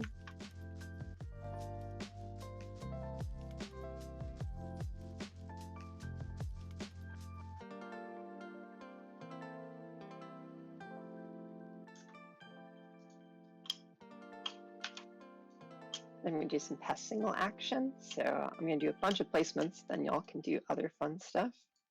Okay.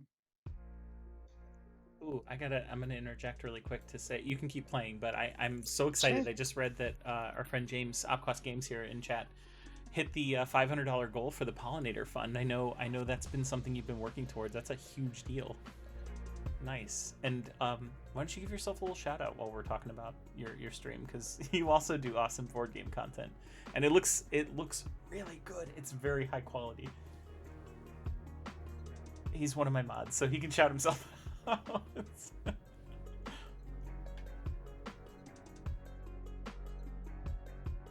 I'm into anything bee related. Absolutely. That sounds mad cool. So those were your 3 placements, Jane? Yep. Then each of you can either draw or place one. Okay. I will draw one from the soil. I'm gonna place. Actually, I'm gonna place this one.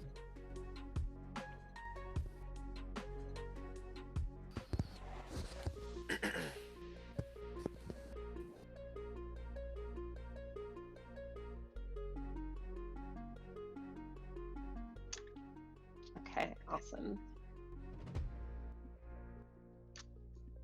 And I hit 10 structures. I'm going to take another of my guys from the deck and Just the little guys. throw them on here. Take those little guys.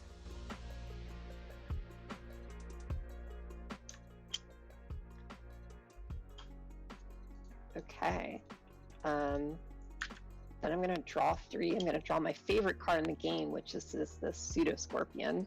Love this guy. That's my favorite card. He's the Oh, it's best. yours too? I love that guy. He's just so animate. Pseudoscorpions are my favorite soil organism. Oh, They're speaking of Foracy, they love Foracy. I used to find them on. I used to find them literally flying around on fruit flies. They'll like grab onto their little hairs and fly around on them. It's amazing. What? That's wild. How small are they? They're really small. Yeah, a couple millimeters long. It's crazy. And then, Jamie, you could draw 2 from the deck and then shed 2. How kind of you.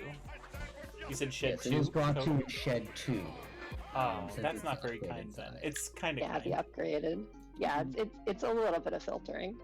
Oh, we got another raid. Hold on one second. Parko, welcome in. Thank you for joining us, and thanks for the tier 1 sub. So Parko good to the have you guys Viking. here. Welcome in. How was stream? What were we up to tonight? We're gonna be we're actually doing it. We're not gonna be doing it. We're doing it right now. We're playing Loam. This is a wonderful game designed by my friends here. This is the team from Cardboard Revolution who made this game. It is wonderful, it is adorable, and it is a blast. And we are working our way through it. Ooh, working on your Fab Marines. If you have links, I would love to see them. We were actually just talking about Fab Marines on Monday when we were all playing together. For anyone who doesn't know, I'm painting Queerinids. So I'm painting my Tyranid Hormagaunts up to have different pride flag colors, and we'll be able to show them off before the end of the stream tonight. So I'll be sure to share them with you guys. But Kit Kat, I should make a raid. Oh, I did make a raid welcome command. It's right there. Sorry. Okay, so I drew 2. Now I need to shed 2. That is, I have to say, not my favorite thing. Doesn't feel great because you got these things. They're like, these are mine now. No. Yeah, I just got used to them. I named them, and now I'm attached to them. You know. Okay, cool, Parko. Thank you, dude. Did we get a shout out for? No, not yet. Let's get you a shout out. Let me help you out there.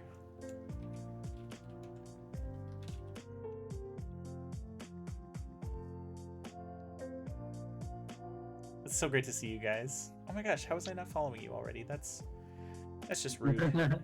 Matt, yeah, you're not kidding.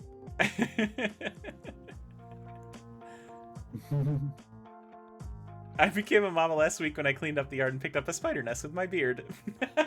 Aw, congratulations. It's a lot of boys and girls. Or just, spiders, because I don't think they observe gender. It's hundreds and hundreds of spiders. Congrats. Yeah. Okay, I'm sorry. Where did we leave off? I was distracted. I'm Shock of all actually all shocks. set. So Max, you can start your turn. All right. Okay, so yeah, this will be the last round.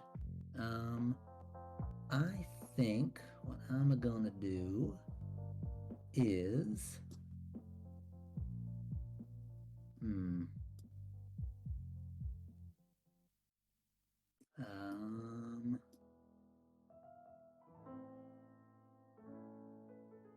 well, yeah.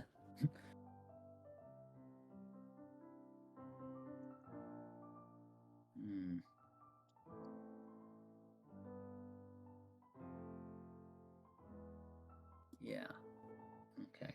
I'll do that. I'm gonna pest signal. I'm gonna pest signal top. So I'll place 3. Then opponents will draw 1 or place 1 from hand. The creatures I place will be this.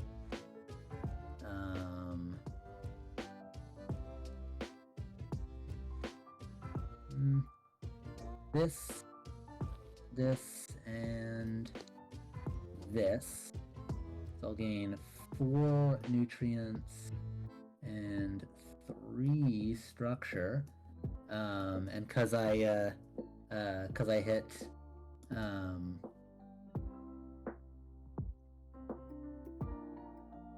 because I hit 10 structure, I get to place one of my face down creatures or put one of them into my hand. I'll place this one into its own new community.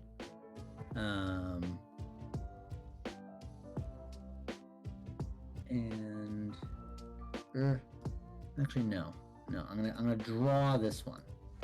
Drawing it because I don't necessarily want to place it just yet. You're a little worried about your nutrients getting out of control there? Yeah, a little bit. So I earn this, well, technically, you each get a chance to draw 1 or place 1 from hand. So you can go ahead and do that.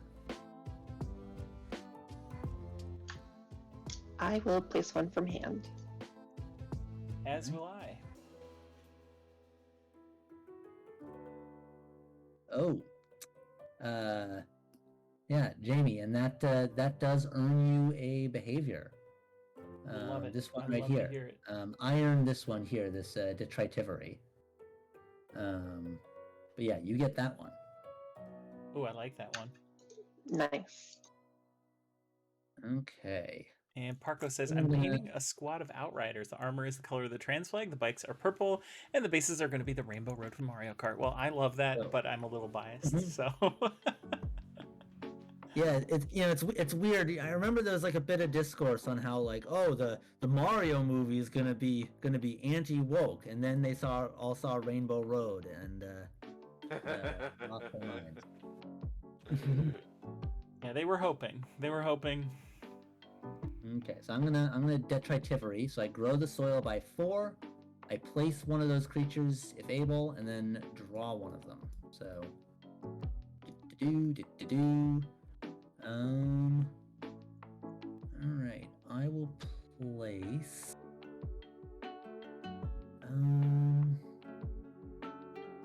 Thank you, James. I'll place.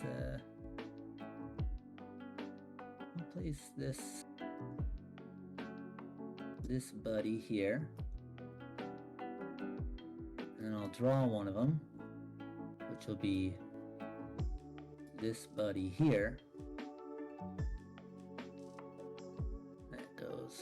the discard pile.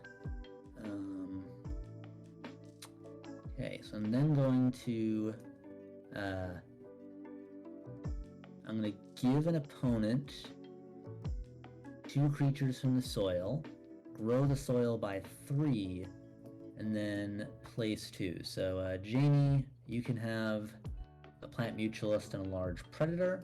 Thank you. I'll grow the soil by 3, and this is kind of it's meant to evoke a certain thing, which is that plant roots can kind of detect when they can detect places like regions of the soil that the roots of other plants have like already picked clean. So it's like, and then they'll grow away from those areas. So it's like, you know, I'm ceding this territory to you.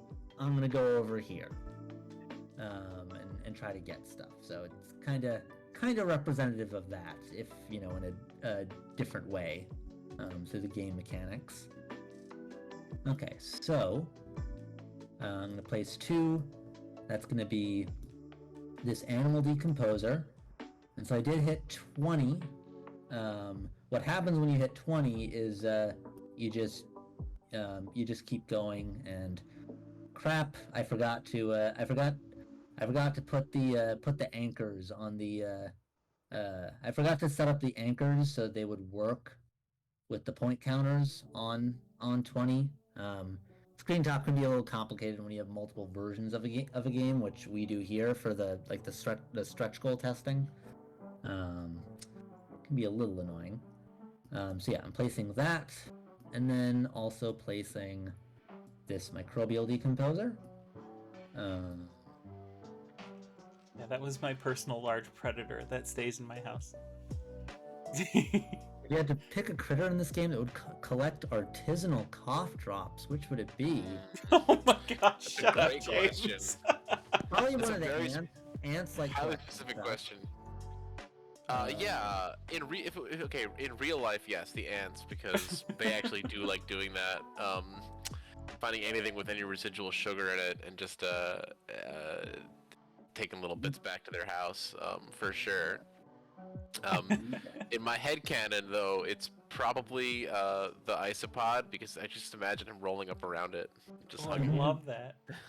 Alright, so I get this microbivory behavior, which I'm gonna play. I'm gonna bury this microbial decomposer from my hand, and that lets me place 2 creatures. I will place this the small predator, this Gepigid Diploran, that gives me 5 food web. And then I will place I'll place this here. 1, 2, and then Jane, how about you bury 2 from the soil, then grow the soil by 2, and then I'll place 1. Sure. Go ahead. And I'll I have a question for you guys. I'll place this. I've been wondering Shoot. this whole time. Very burning question.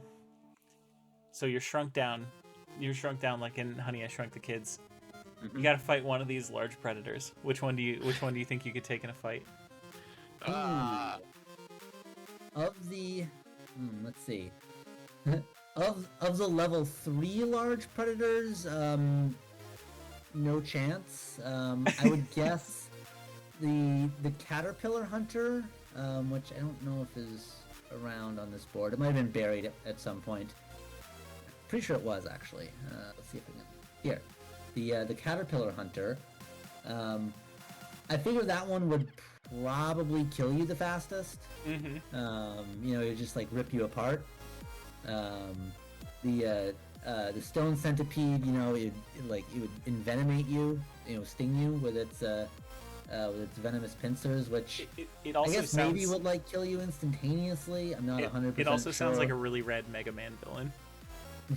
I could absolutely take a soldier fly larvae if I shrunk down with Yeah, a no, knife. yeah. Or If, something. if you're But- talking but like is that- level 1s and 2s, Isn't that you'd have a basically saying like you chance. could beat up a the baby? I Loam mean, come on. beetle, the hister beetle. So I get to have a weapon.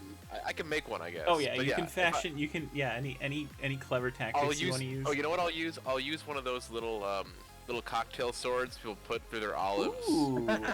Oh, I like that. God. If I had one of those, I could take any of the larvae because they're soft-bodied. Yeah, I will beat up any baby with a I sword. will, I will take out any baby, absolutely. But you Alright. throw any of us against any of the adult insects, and we're screwed. There's just no hope. Sorry. So it's Jamie's turn. I've replenished the stuff, and I can start working on my Bacon my time. scoring. I was actually gonna make Not that the same balance point. bonus. Do you think that's due to the weird carcination of evolution, like how the inclination towards evolution seems to weirdly point towards crabs at all available opportunities? For isopods, they're actually their own distinct morphology among the crustaceans, and they have stayed relatively themselves morphologically for a really long time. It's a super effective body plan. Yeah, What you do see turning into they're like more basal. Yeah, and so there are marine isopods, but the isopods that are terrestrial, the wood lice as they're sometimes called, they are the only truly terrestrial crustaceans.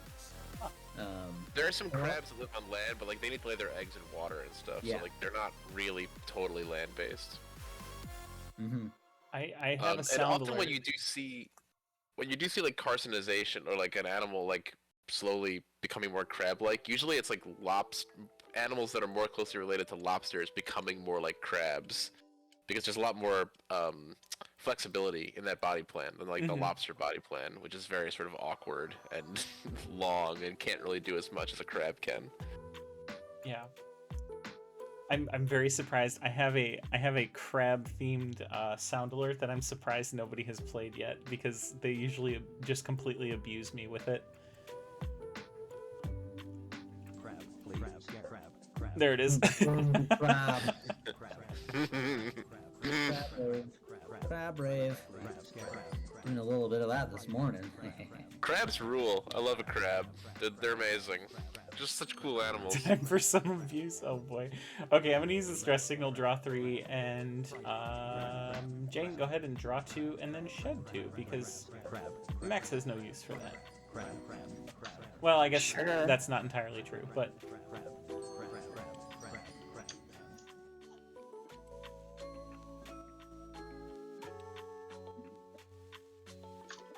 I'm very happy to do that, actually. Here you go. Here's some stuff.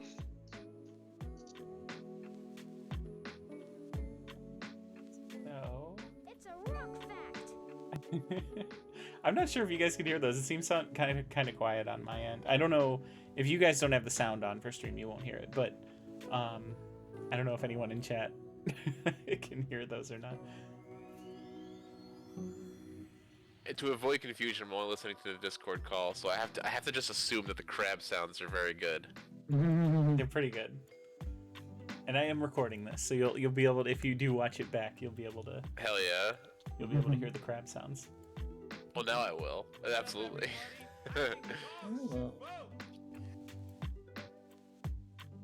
All right, time to do some post-stream self-care. Have a great rest of your stream. Happy Pride. You too, Parko. Thank you so much for raiding. It's always good to see you. And thanks for backing the game. Yeah, thank you. Mensch. So I'm gonna do competition signal here and give one of you 2 from the soil, grow it by 3, and then place 2. Even to me. Not a chance. No, I might do that. I think I will. But I'm not gonna give you ones that you want.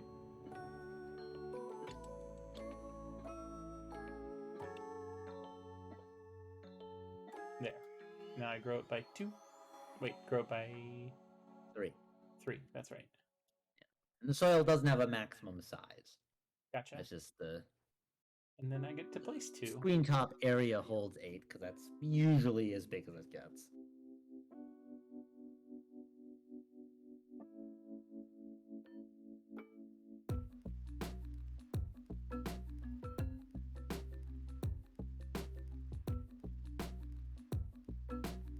And that'll allow me to draw another one of these.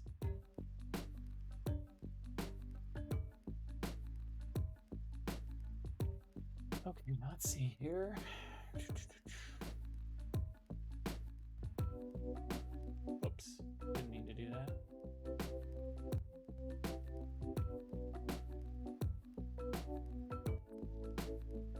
Sometimes screen top is too helpful.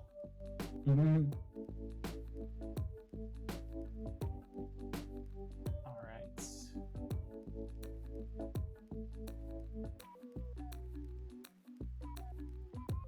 Yeah, I'm gonna take this one.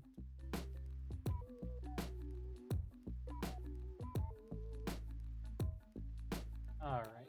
Did I get any behaviors? I did. I did get a behavior. Hell yeah.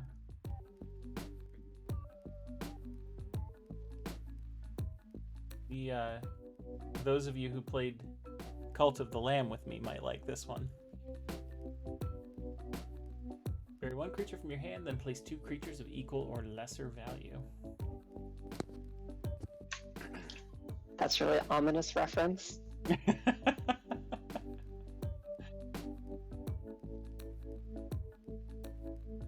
haven't played that yet, actually. So I have soil conditioning here, and it says if soil has fewer than 4 creatures, grow it to 4, then place a creature.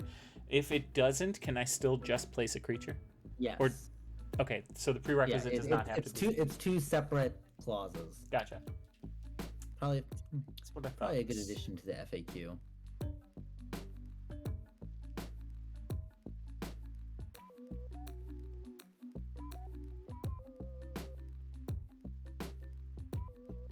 So I'll go ahead and I'll use the behavior I just got. Get to bury 1 creature from my hand and then place 2 of equal or lesser value. Level. So Yeah. I'm gonna bury this one here, Firefly Larva, which allows me to play 2 level 2s or lower. So I think what I'll do is I'll grab this guy. Delid might. Yeah. The Delid. The airplane girl. Which stretch goal? Which stretch goal is our favorite? I personally have to say the signals. Yeah, they're so fun. Yeah, they really like. The signals make it like a whole other game. Yeah, it is literally like getting a second game, which is cool. If you like solo play though, you're probably gonna really like the climates and the extra scenarios a lot, because it is just like a whole. The that climates changes a with the lot too. multiplayer. Oh, I meant the campaigns. My bad. Campaign, yeah. Two C words got mixed up in my head there. Mhm. Yeah, the signals inclusion, just based on, like I said, I played it with you guys Monday, and playing this, it truly is like a completely different game. It's really cool.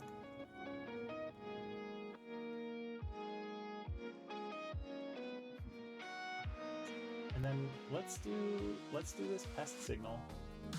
I'll place 3, and then you guys can draw 1 or place 1. Ooh, I will place 1.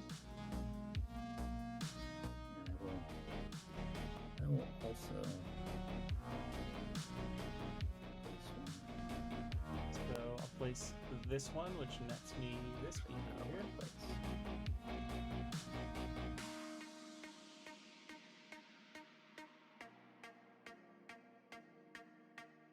And how do I guess I can just intuit that I reset because I'm not at 1 on my food web. So Yeah, I mean, yeah. If I'd remembered to update the anchor points, you could use a point counter. It would go on the 20. So I did that for the main version of Loam, the one that Mhm. doesn't have like the stretch goals in it, because it's not public, or because it is public. But yeah, this for you have to make those edits separately to each version, which is Right. a little annoying. question. We covered the 1-1-2, so level 1, level 1, level 2. If I want to add just another level 1, I can do that, right? It doesn't have Yeah. to be a level 2. Yep. Okay, cool. Yeah, the community rules are very permissive within the basic rules, and actually, if you look on your rules reminder card, we basically just give like some example communities, and like, you know, lots of there are a lot of valid layouts. We don't want to force anyone to a box.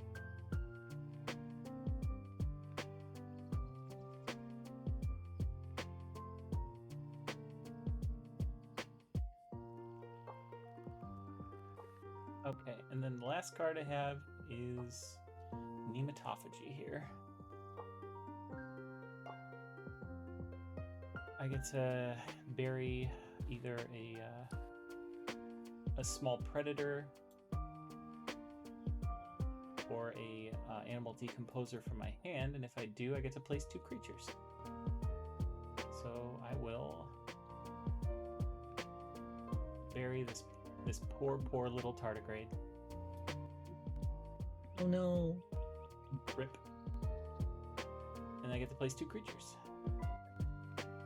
Which is unfortunate that there aren't any level 2s in the soil right now. Dang it. Oh man. So we're just gonna stack 1s here. This is the little guy colony. Little babies.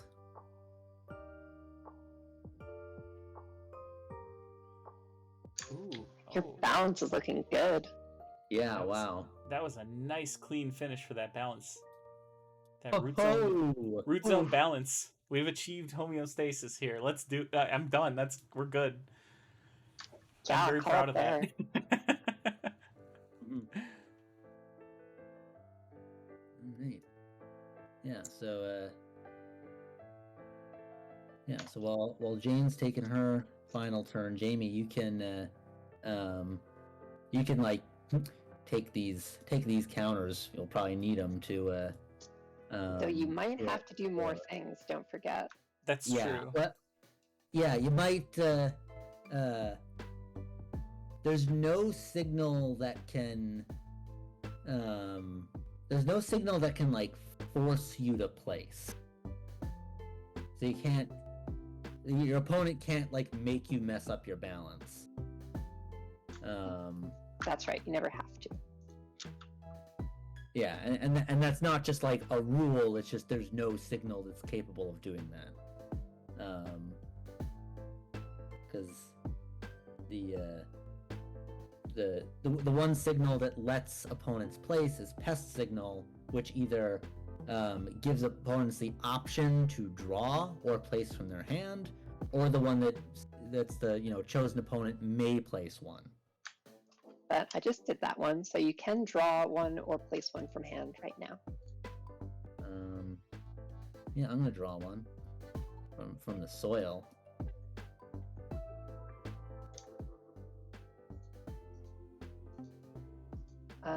Okay, and I'm gonna give you 2 more cards, Jamie, with competition signal, which is a little cheeky as a last player in the game.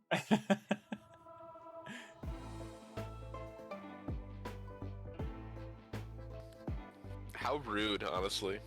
Yeah, that's a bit of a flex, I think.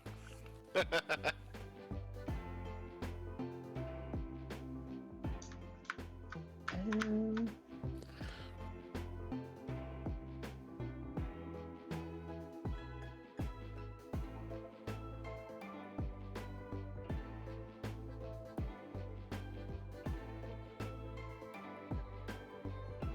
Thanks to Lurk TD Fox. I appreciate you. PD. okay, And Max, Oh. could you draw 2 and shed 2, please? Yeah. Yeah, I'll shed these. Actually had to kind of think about what I was shedding there. Yeah, you do have to think about it. This should have been drawn to my hand. Okay, Technically, you would have drawn 3 first, but yeah. sure. So, And then I'll grow the soil 2 and place 1.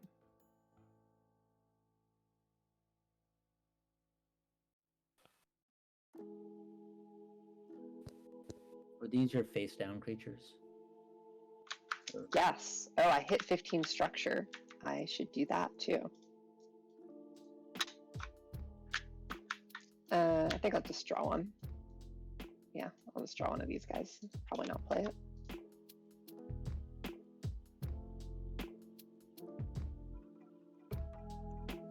Yeah, to capitulate on that, I want to reiterate that this this playtime is not indicative of how long this game typically lasts. Yeah, we've been riffing. I've been explaining the science. We've been heavily narrating our turns. Yes. Oh, I wasn't even trying to do a subtweet. I was just Oh, no. referring to Jane's solo mode comment about It was a being good- it was a quick, and good it's like, reminder, It really though. is. And I'm all done, so let's score this up. Sound good. I'm gonna wait until you guys are done so you can help guide me through the scoring. I can do it myself. I just would like the oversight. I Yeah. think. Okay, yeah, you can mouse over to like my soil. I can kind of Sure. explain it. Let's do it. So yeah, I did a bungle and got absolutely no balance bonus. My stats were all the way over the place. As for my communities, this top one here, it has 1, 2, 3, 4 creature types, and then one type that has all 3 levels present. So that's +5. So it's a total of 9. So that's this here. This community here, it has 5 types and 2 types with 2 different levels present. So that's a total of 7. This community here has 6 types, plus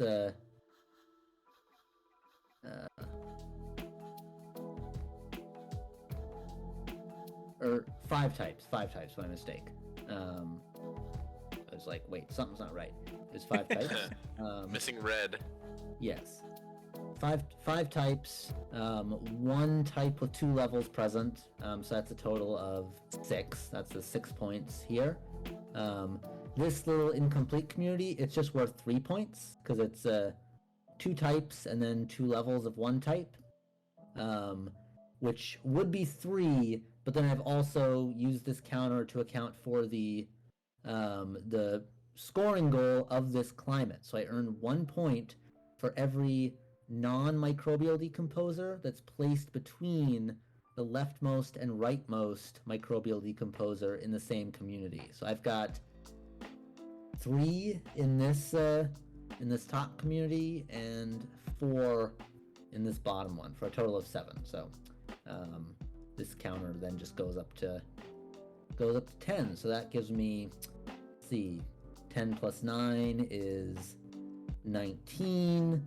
Nice and crusty plus 7 communities is you got there. 26, plus 6 is 32. Pretty good, though I imagine I'm about to get shellacked. So yeah, Jane, let's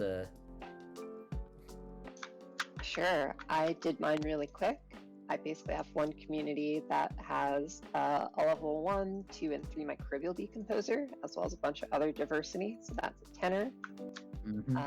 Another one that's a 9er. And then I didn't finish my last community, so that one's only going to be worth 6. And I have a little stump over here. But my balance is pretty good. I got 6 for balance, having my stats 2 apart at the end. And I really hit the scoring objective pretty strong, because I have 9. Yeah, I have 9 from that. So that brings me to 42. Damn. Look at you. Dang. It's revenge for the last time we played together. Okay. I think the only thing throwing me for a loop is the additional scoring opportunity. So I am looking at 2, 3. Yeah, so just go through the main stuff first. Yeah. So 5 creature types in the first community here. Yep. Not quite 6, but we do have a 2 level. So that would be 7 points there. 6, because it's 5 types. Oh, right, my bad. You're right. 6. Another 6 way, and this is something we've considered like putting in the rulebook or on the reminder card, but it's a little hard to explain just like verbally on a page in like a small amount of space. But like a way to think about scoring in Loam is you just count the number of like unique type and level combinations in a community. So like this one here got level 1 ecosystem engineer, that's 1. Level 1 animal decomposer, level 2 plant mutualist, level 1 plant mutualist. That's another level 1 animal decomposer, so you don't count it. Level 2 small predator, level 3 small predator. That's 6. And then if you have all 6 types, you need to add another 2 points. And if you're counting like that, if you have all 3 levels of a type, you would add 3. Gotcha. Okay. Yeah, it's like personally, I think it's easier. Though we've kind of we've asked some like less experienced people, and they like the current system better. Gotcha. Okay, so with the second one, 1 point per creature type. I have all 6, so that would be 6 plus 2 points for all 6 creature types is 8. And then another point for having what did I have? Yeah, 2 levels of the ecosystem engineers here, so that is so that would be 9. Yep. And no bonus scoring because I don't have another microbial decomposer in there. So this one 5 different types, just shy, barely. Yeah, 6, and then plus 2 for the 2 creatures in between these microbial decomposers, so that'd be a total of 8. And this one 5. Yep. By my count.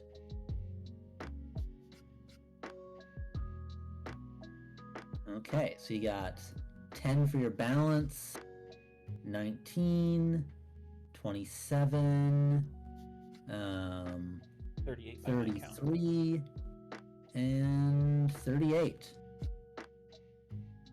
Much better than my Nice. first time. Yeah, that's a really good score.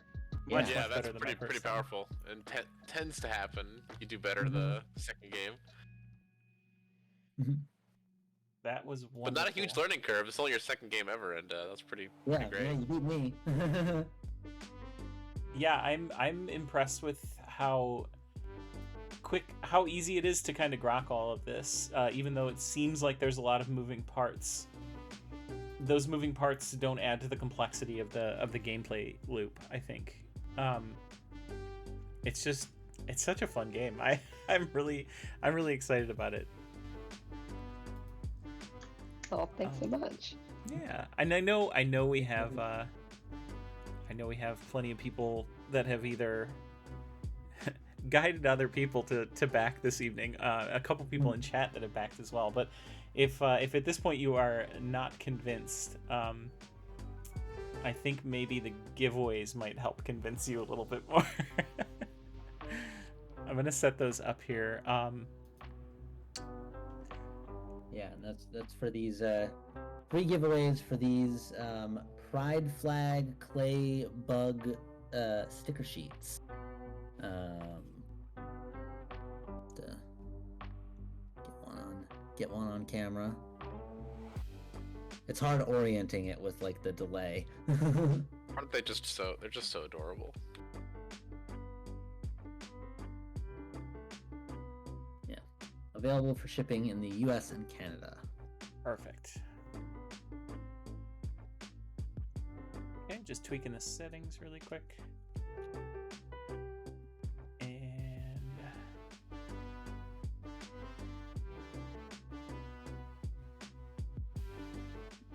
getting a little fast and loose with my definitions here, but exclamation point bug will enter you into the giveaway.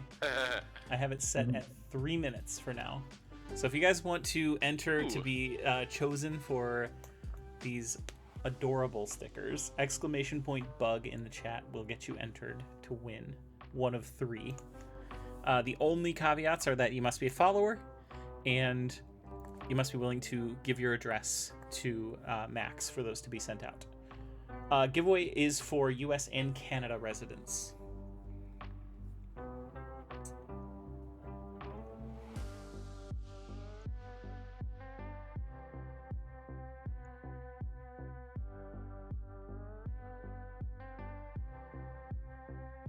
Canada. Exclamation point bug. Bug. And yeah, I the No Place Like Loam, wonderful. I love that. There's no place like Loam. There's no place like Loam. Yeah, I'm not offended when somebody uses the word bug to refer to any arthropod. It's fine. It doesn't bother me, even though it's technically not true. It's okay. It does not make my Nerds. eye twitch.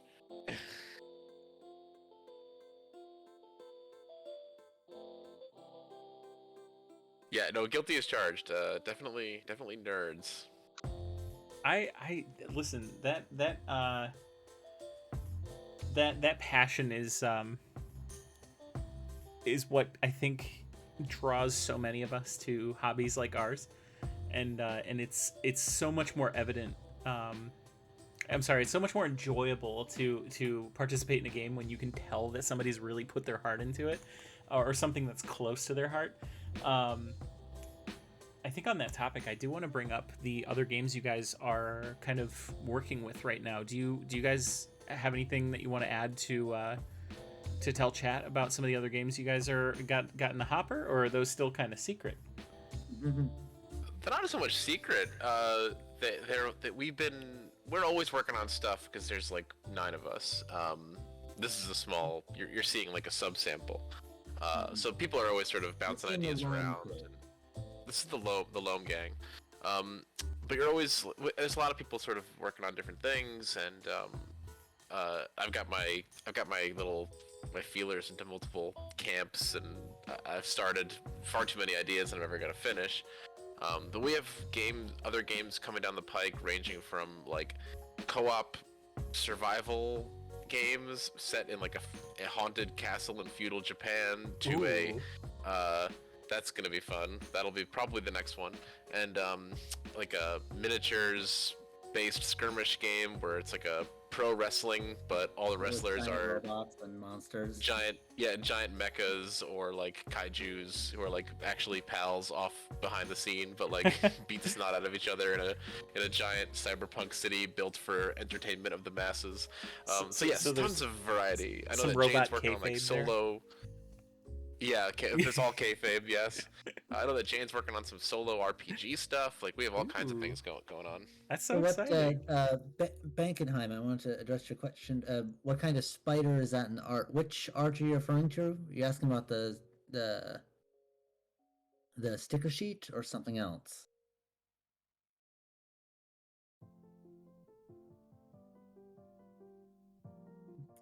Waiting for the delay because it's like communicating with Mars. There's a bit of a delay there.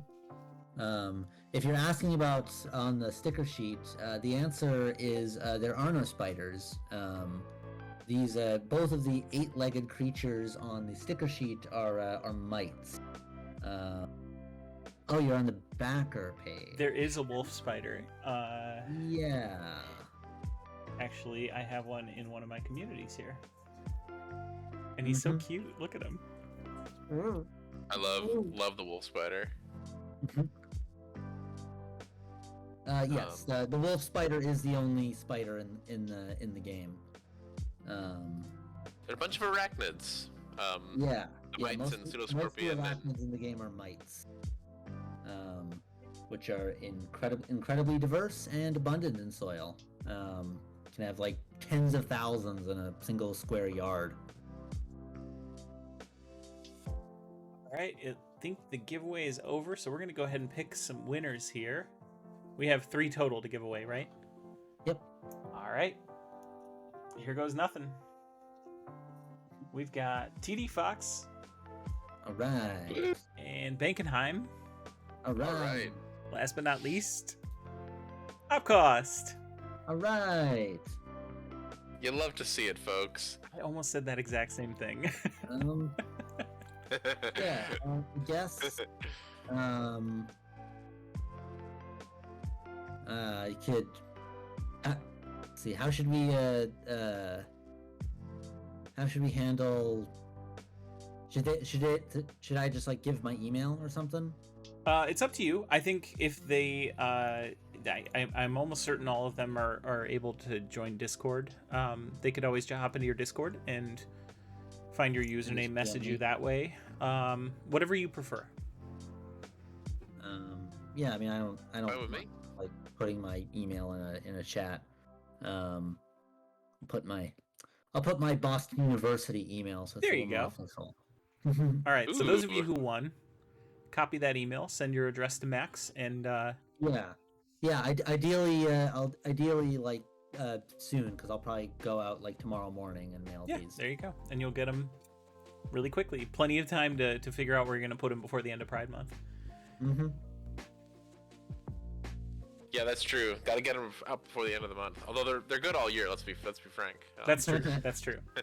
But you want to have your swag. Yeah, Matt. Oh no, Matt. Now that you have my email, you'll be able to contact me. You totally weren't able to contact me before. It's not like we're always chatting on Discord. Well, that is Yes. that is the stretch goal version of Loam. I can tell you from experience that it is just as fun, if not more so, than the base game. But the only way you're going to get access to that is if you hit those stretch goals. So if you guys haven't backed yet and you're not convinced, I don't know what I need to tell you guys. This is a great game. It's interesting because you know, I do streams like this on occasion for different games that typically, like, I won't just get approached by people who want to do games on this show. They tend to be people I know or I've interacted with, and so I kind of have an idea of what I'm getting into. And with yours, like I said, I just have the approximate knowledge of anyone who navigates to your page and looks at the game. So, you know, sometimes you never know what you're getting. Like, it's a grab bag, and you know, most of the time the games are fun. They're good. They're entertaining. They're fun to do on stream. But like this one, genuinely, like the gameplay of it is really great. I really love the just the sheer character that drips off of this game. The uniqueness of like the clay designs and just the scoring systems are super cool and interactive and complex. And I think Airplane Girl mentioned earlier in regards to the solo game, but I can also say for the multiplayer too, it's such a cool feeling when you can actually get those behaviors into hand and activate them like right off the rip, or have them in your back pocket for a late game coup de grace kind of thing. It's really fun. It's like super interactive, and you know, there's not even in the more interactive format of the signals, there's not a ton to take that. You know, it's not like a really aggressive game, but there is some light interaction in a really fun way. So it's I love what you guys have done here, and I can't say enough good things about it. I'm really glad to have done this, and it's extra fun when the projects I get to share and promote are things that I also really like. So I mean, we're super happy to have crossed paths. This has been incredibly fun. I always say, like, I always use the phrase for this game that it's like it was a labor of love, because every single piece of it was just like, you know, our nerdy passion, both for design and for the science and everything else in between, and the art, and those all just like all stuff that we just like are just absolutely adore. So it was wonderful to see it all take shape. I mean, Max may have mentioned I was a little late. He may have mentioned that this started off as like a class project, and it's like evolved into this beautiful, like really tight game. It's so cool, and like I think this is a great example of, I don't know, kind of a sleeper sort of thing, because I don't know, sometimes I'm the kind of person that I look at a game and I'm like, I don't know if that theme's gonna be for me. Like a good example, there's a game called Obsession. I don't know if you guys have heard of it, but it's Regency era theming, and I'm not really into that, but I've heard the game is incredible, and so like it's not something I would pick up without the recommendation of somebody. And while I wouldn't say that this is also the case, I'd probably look at the art and be super into it already. But it's just a good example of how like the subject matter of the game can be, I won't say entirely divorced, but like it can be separate from the gameplay and still have those things function really well together, get you interested in the subject matter, and just play really well, if that makes any sense. It's really nicely designed. It's very fun, but also casual. There's the really great asymmetrical feeling of like not really knowing who's gonna win until the very end. So you get that like last photo finish kind of vibe. And I mean, listen, from a balance perspective, for us to have scored 32, 38, and 42 that's a pretty well balanced game, and there's a lot of moving parts in this, so that's really impressive that you guys have gotten this as tight as it is. It's really awesome. And I do want to submit for your consideration, you mentioned this was the Loam crew. Have you considered calling yourself the Loamies, like the homies? Like, you don't have to take that, it's fine. I will take it though. I'll take it wholesale. Give me any pun. I love that. Oh my goodness. Well, I don't mean to keep you guys any longer than you've already given me of the time. I did have a little story, maybe funny story. Let's hear it. Tim's comment in the chat about spamming me with bug questions reminded me of. So when I was doing my master's degree, so typically like graduate students in science fields get their funding either from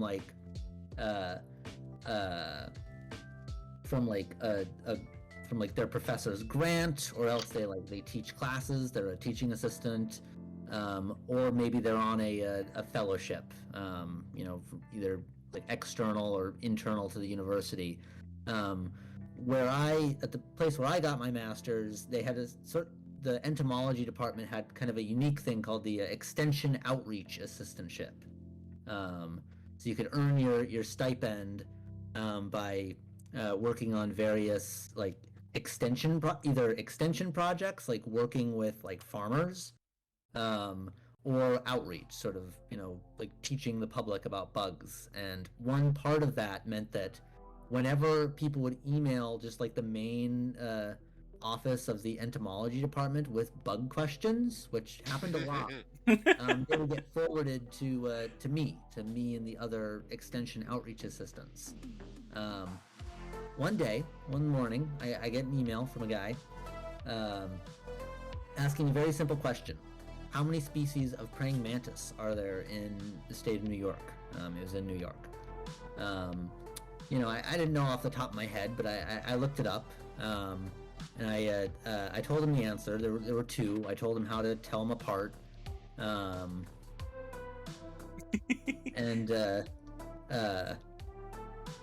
then I figured that would be the end of it. But then, are you okay with not sharing the email? TD Fox, I might have you reword that. I'm not sure what you mean by that question. Okay, but anyway, a few minutes later, the guy he sends another email, and I assume he's like an old guy, because instead of replying to my reply, he like sends a new email. And it's a good guess, yeah. Classic. And he has another question about praying mantises, which is what kind of praying mantis should he buy to control mice in his garden? Excuse me. Can you I'm just expose like, them to the same what? radiation that Godzilla got? Or Yeah, yeah, and I was like, I didn't reply like, what are you smoking? Like,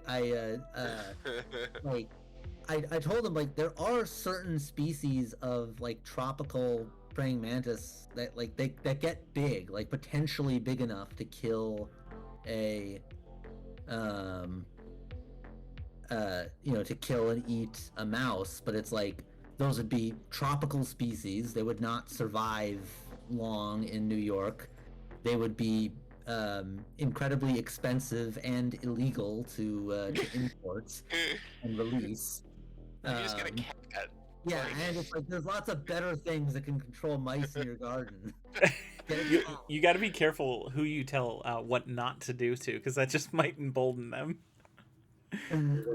It is a really real thing. Like I used to do extension stuff too, and the questions that you get are so amazing from people.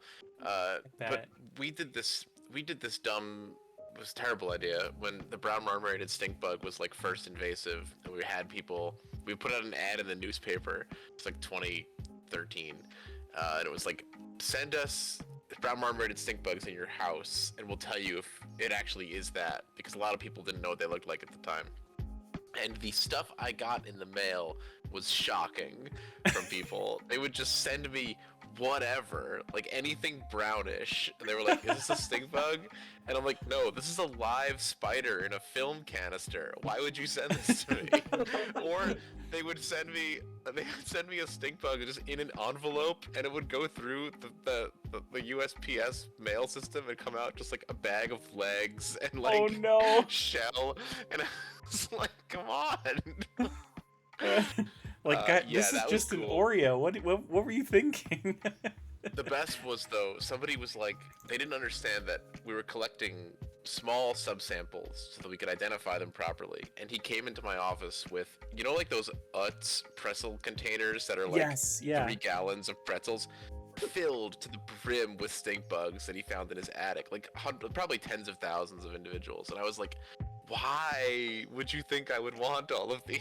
Oh my god, that's. How much time did it take you to collect them? I feel like he It was may a have been nightmare. collecting them before, before that situation. Like, how I else do was you like, how explain did you that? even?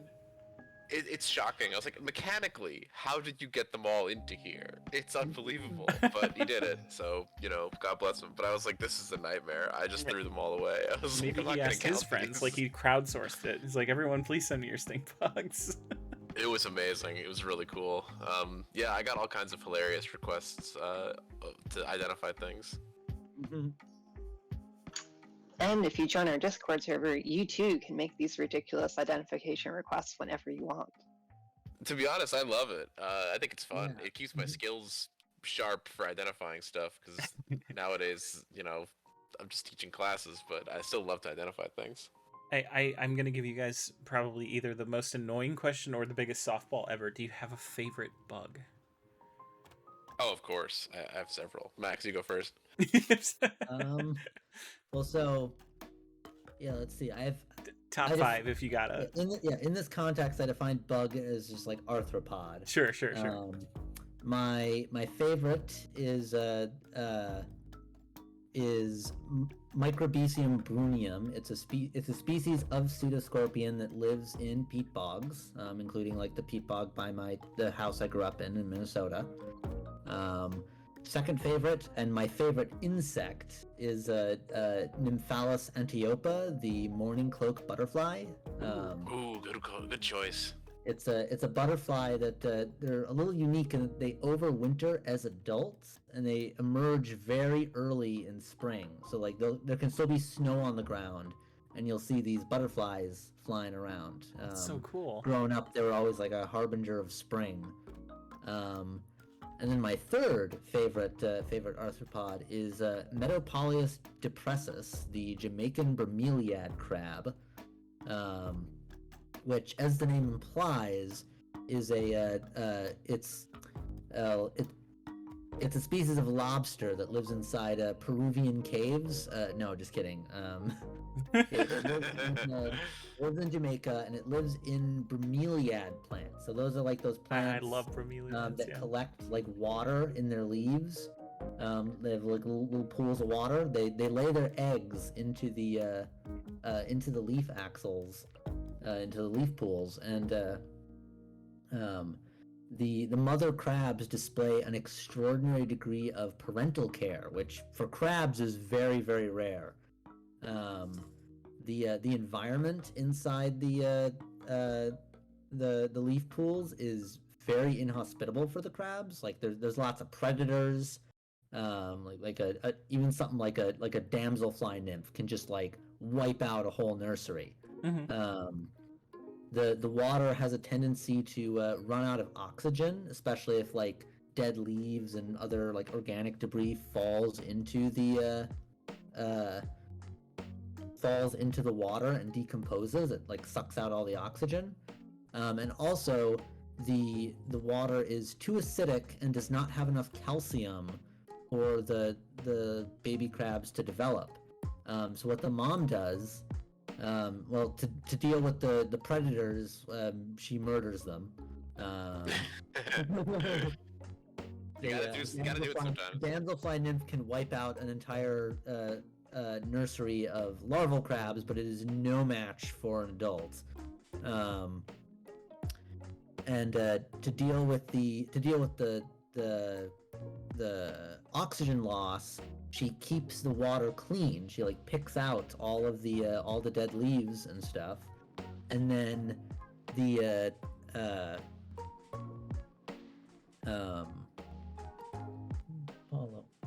and then to deal with the pH and calcium content, she actually has a double whammy.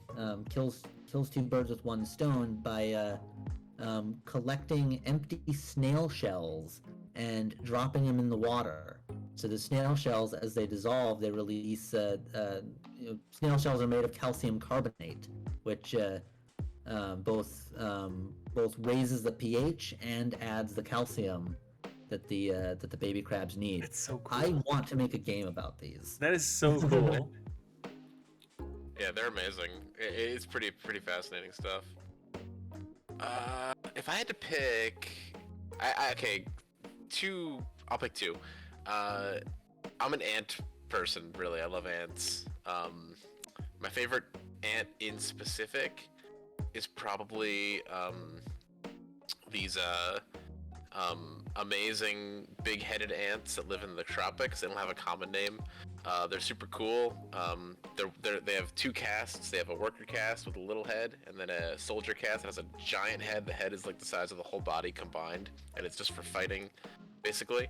And they're really neat because like they're super warlike and aggressive, and they attack ants and termites that live near them. But they rescue each other if their sisters are in danger. They'll go out and pull nestmates like out of spider webs and stuff if they're in danger. That's so And they cool. can communicate. Yeah, they can communicate like that they're under threat by tapping. They live in like rotting logs, and they can tap their abdomens on the logs to like signal that they need help, and their other workers will come and like pull them out of collapsing debris, or if they're being attacked by a predator, things like that. They're super cool. Yeah, they're beautiful too. Like if you're an ant person, they're beautiful. They're like sleek and shiny and black, and they're just like delightful. And they got these cool spines on them.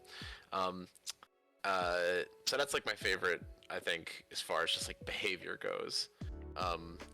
Aesthetically, it's got to be orchid mantids. They're these amazing yes. tropical mantids that look just like flowers. Like they look exactly like you'd imagine a mantis made out of flower petals. They're so cool. It's really, and they cool. just like, it's amazing. And they like lurk around the flower that they look like. They even like sway in the wind as they make these like swaying motions the way that flowers do when they're in the breeze.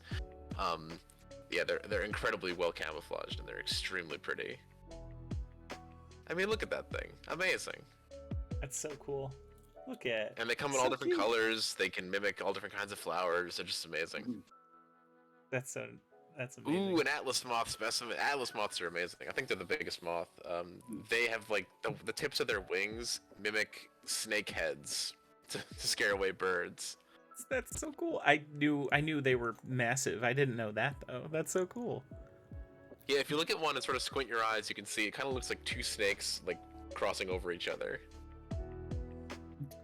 If you want to if you want to see some really cool looking bugs, I'm gonna post the name of a family in the chat. Look up, like, just Google images of Limacodidae. That is that's the slug caterpillar family. Oh, they're so cool. Yeah, like the moths of this family are mostly kind of drab, but like the Ooh. caterpillars are just like the wackiest things you have So ever cool. seen. I whenever I think of caterpillars, I think back to a situation that occurred when my family goes apple picking in the fall, and we went to an orchard, and my cousin found a caterpillar, and for whatever reason, I don't know if it was on purpose or not, but he blew on it. And that's not the best idea for certain types of caterpillar, because the hairs on the caterpillar somehow ended up in his eye as a result, and it was not a good scenario, I guess. Yeah. I don't know what the A lot of details times are. They are You know. Drab compared to the larvae, I should say. There are lots of caterpillar larvae that their only defense mechanism is that they have these like irritating hairs, and they're meant to like come off in like the mouth of a predator basically. So if you blow on them, a strong wind will just whoosh, shoot them back in your face probably. So not ideal. Probably not the best idea. Yeah, and some caterpillars, including some slug caterpillars, have venomous spines. And I say venomous, there's a common slight misconception people have is that like venom is offensive, poison is defensive, but that's not quite what the actual distinction is. Venom is something that is injected through like fangs, through a stinger, or in the case of some caterpillars, through a defensive spine. And then poison is something that's ingested. You got to take notes for the bug themed war game that you guys are gonna be. Oh man. And we'll know that Tyranids get it right. Actually no, they get it wrong, because you can buy venom sacs for your Tyranids, but That's they have true. no method of delivery. So Games Workshop get it together. That's such a Come simple on. thing to have messed up too. You just call them a poison sac and it'll be fine. Yeah, easy switch. Well, Jane, I know you're not a Actually, bug have a- head, but I want to give you the chance Bughead. too. Have you? That's what they call each other. I already know that. That's That's right. My superpower in this group is that I don't know things about bugs. So I get to ask the dumb questions that also sometimes prompt interesting things. But I'll actually link what Max so lovingly said he commissioned for me, which is the springtail that's in the Pride sticker bunch, but it's Aw. my trans springtail. I That's also my really favorite. like how the springtail looked. Yeah, they're sitting here and they're citing like the scientific names, and I'm just like, bug. Pretty trans bug. Yep. Springtails are cool as hell though, in general, and they're so cute. I just noticed the little subtext down here. I love that. Whom amongst us? Oh man, that's so good. Animal is so good. decomposer, so you know. Hey, you know what? So it's Nature, scientifically accurate too. as Cardigan said earlier, nature is lawful neutral. It's not personal, but us celebrating it might be. Just doing its great thing. joy It's in just that. hungry. Well, unless there is. Oh, Go ahead. I'm sorry. And I had one more. Sorry. You're good. You're so good. okay, the bees thing that your mom was doing beekeeping. I was teaching. I recommend this book. You should definitely read it. It's called Honeybee Democracy, by Thomas Seeley. It's really good. It's an entire book just about how honeybees pick a new home to live in when they swarm. And they actually do sort of a form of weird democracy to do it. They have to send scouts out to locate new places to live. When the scouts land in a new potential house, they measure the interior by walking around it. A lot of insects can sort of measure distance by walking over it and like counting their steps. They can tell like they want to pick the proper direction the entrance is in. They like a south-facing entrance, the size of the entrance, the type of entrance, how high up off the ground it is. All these things, they bring back this information to their hive, and they have to basically communicate how good the house that they found is, and they have to debate with the other scouts to determine like whose house they move to. And it takes the form of like offensive debate dancing, where they have to dance the hardest to prove that their site is the best. And over a period of days, they'll like wear down the opposition if their house actually is the best. And research shows that honeybee swarms almost always pick the best available house, and they almost always reach complete unanimous consensus, and like individuals don't get lost as the swarm moves to the new place. So bug themed war game, bee dance off game. Yeah, what is? I'm thinking like a little bee dance off game would be so good. like a little pocket card game. You know what I mean? Like that'd be so cool. Yeah, That's it'd be actually amazing. like perfect synergy, because like the dances of bees have been studied by linguists as like an actual grammar, that like the different dance moves can be like, you know, formalized into how Sure. they're communicating. So Oh yeah, James brings up a good you point can speak bee. about Mhm. bee You can space. speak bee. So James inadvertent, like he started the pollinator pun fund, as he called it, because people in his chat would kind of joke with him about bees. Bees were kind of a thing that kept coming up. He found out then that my mom's a beekeeper, and I told him about the concept of bee space. The space that they somehow like super accurately keep between the panels in their hives to ensure that they can fit. It's super cool. Everything about honeybees is amazing. I agree. Their level of organization. It's all, people have this misconception that there's a queen giving orders, but it's completely, the workers make all the decisions. The queen doesn't make any decisions. She's just laying eggs, that's it. The workers do The everything. queen is anointed to lay eggs. That's it. Your job is to just sort of not get killed and lay a lot of eggs. And the workers make all the decisions, and it's a million tiny decisions every day that are not being coordinated, really, that create this amazing society. It's really, really cool. That sounds smarter than humans in some sense. Like I always think back to the joke that a camel is a horse designed by committee, and bees can just, they can just do that and don't need to communicate, but humans can't. So whatever. I mean, you can definitely understand bees if you know how their dance works, because as long as you know how long they're dancing for and what direction they're dancing in, you can tell exactly what they're trying to communicate. It's like every second of dancing is roughly, X number of meters. I forget how many, maybe That's I think so cool. 100. And the angle that they dance at is the angle of angle direction from the sun relative to the hive. So, a 30 degree, if they move 30 degrees up the hive, they do it for 5 seconds. You can say, okay, 30 degrees from the sun for 500 meters. That's the food source that she's talking about. And you can go and check it out yourself. There was also an article that my mom sent me at one point that like they were able to prove that bees they play. They engage in play, basically. There was some sort of study done where they had these little red balls that they put in the tops of their hives, and I don't know if this is wild bees or just like, cultured Like a bumblebee, hive wasn't it, bees. Tim? These are, they were European bumblebee, which are wild. They're not like domesticated. It was just so cool because they like took those red balls. Some of them were glued to the top of the hive so that they wouldn't move. Some of them were unglued, and they showed a preference towards the ones that were unglued because they'd roll around and they could play with them and stuff. It's just so Bees cool. learn.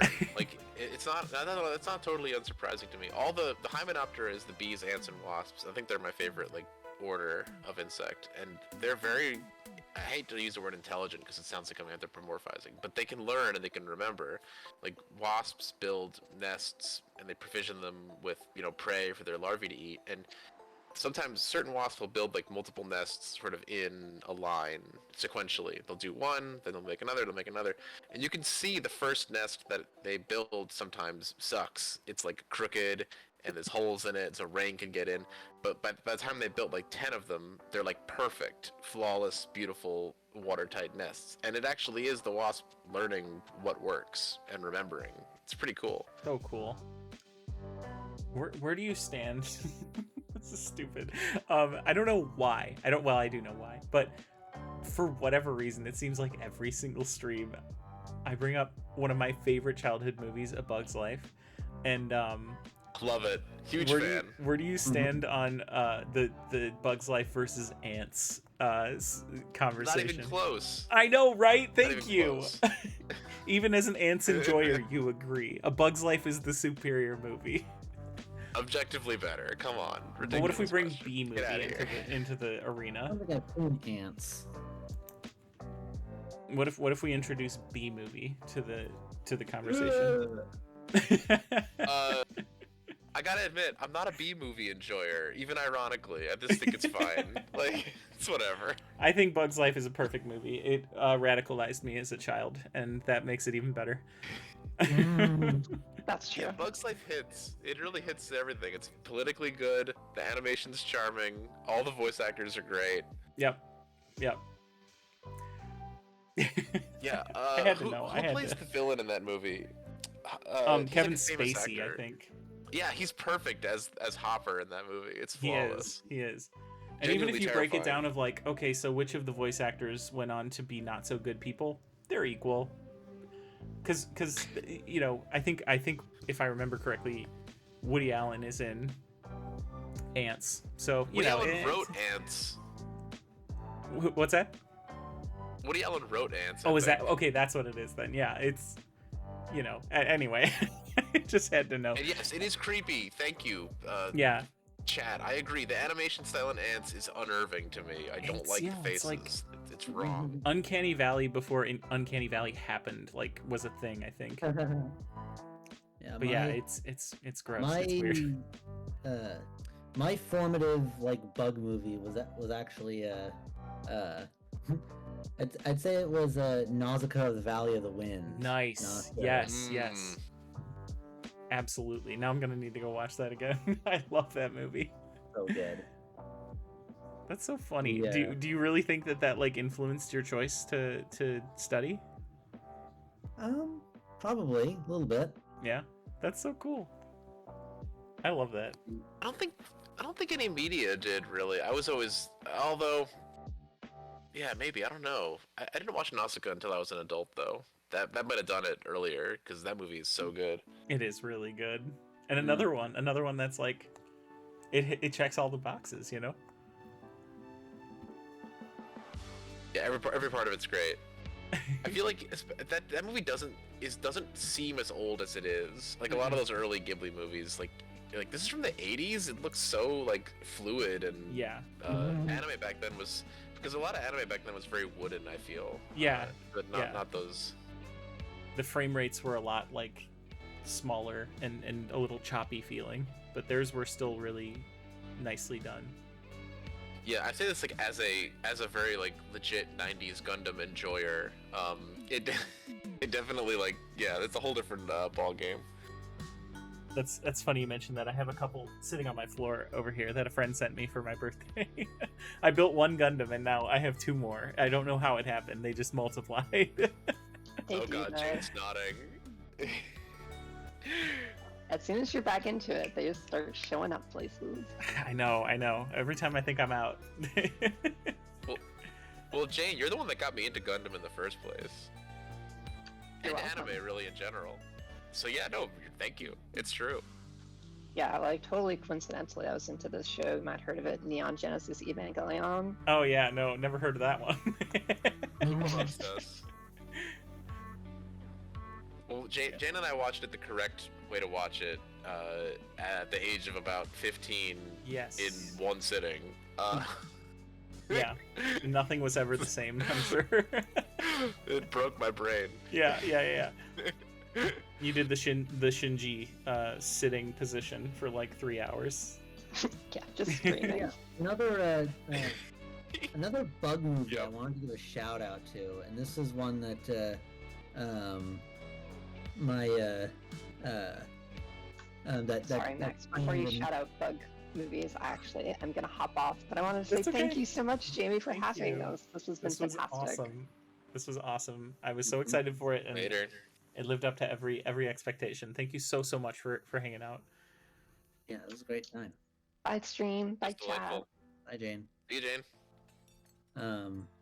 But yeah, this movie I want to shout out is it's called Hoppity Goes to Town.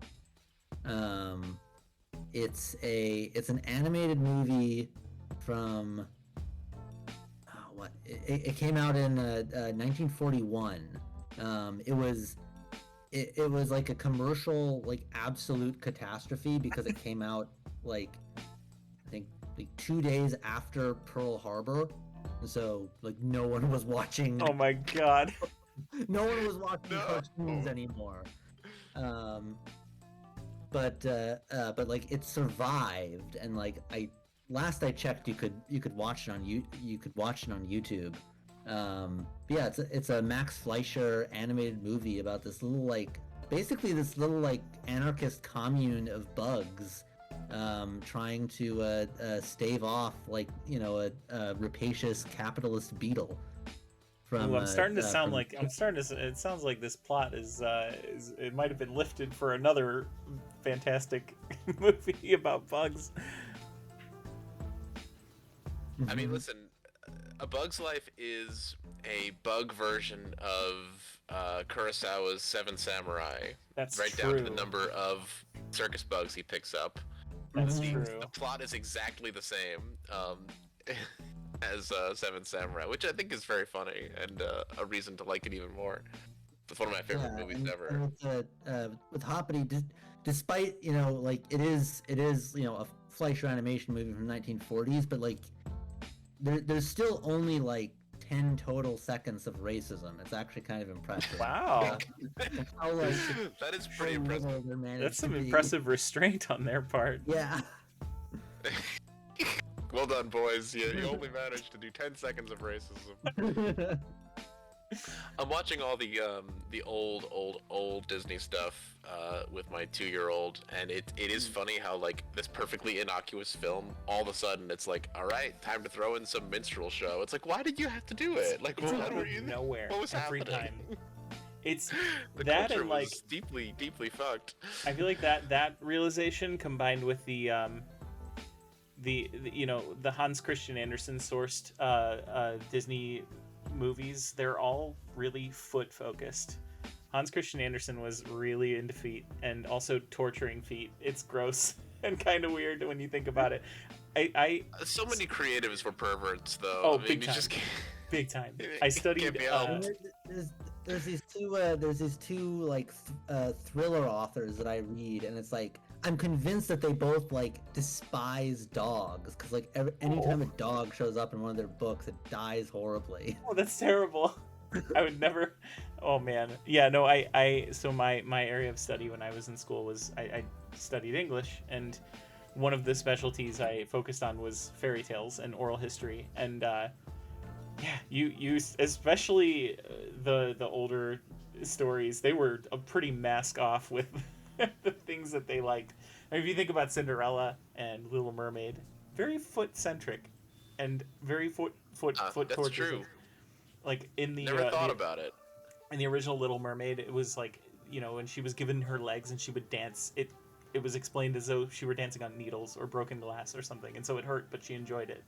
And yeah, that's that hits different. Hans Christian Andersen was an interesting guy. Oh, definitely, definitely. just to make it in the most innocuous sounding way possible. Weird guy though. Oh my goodness.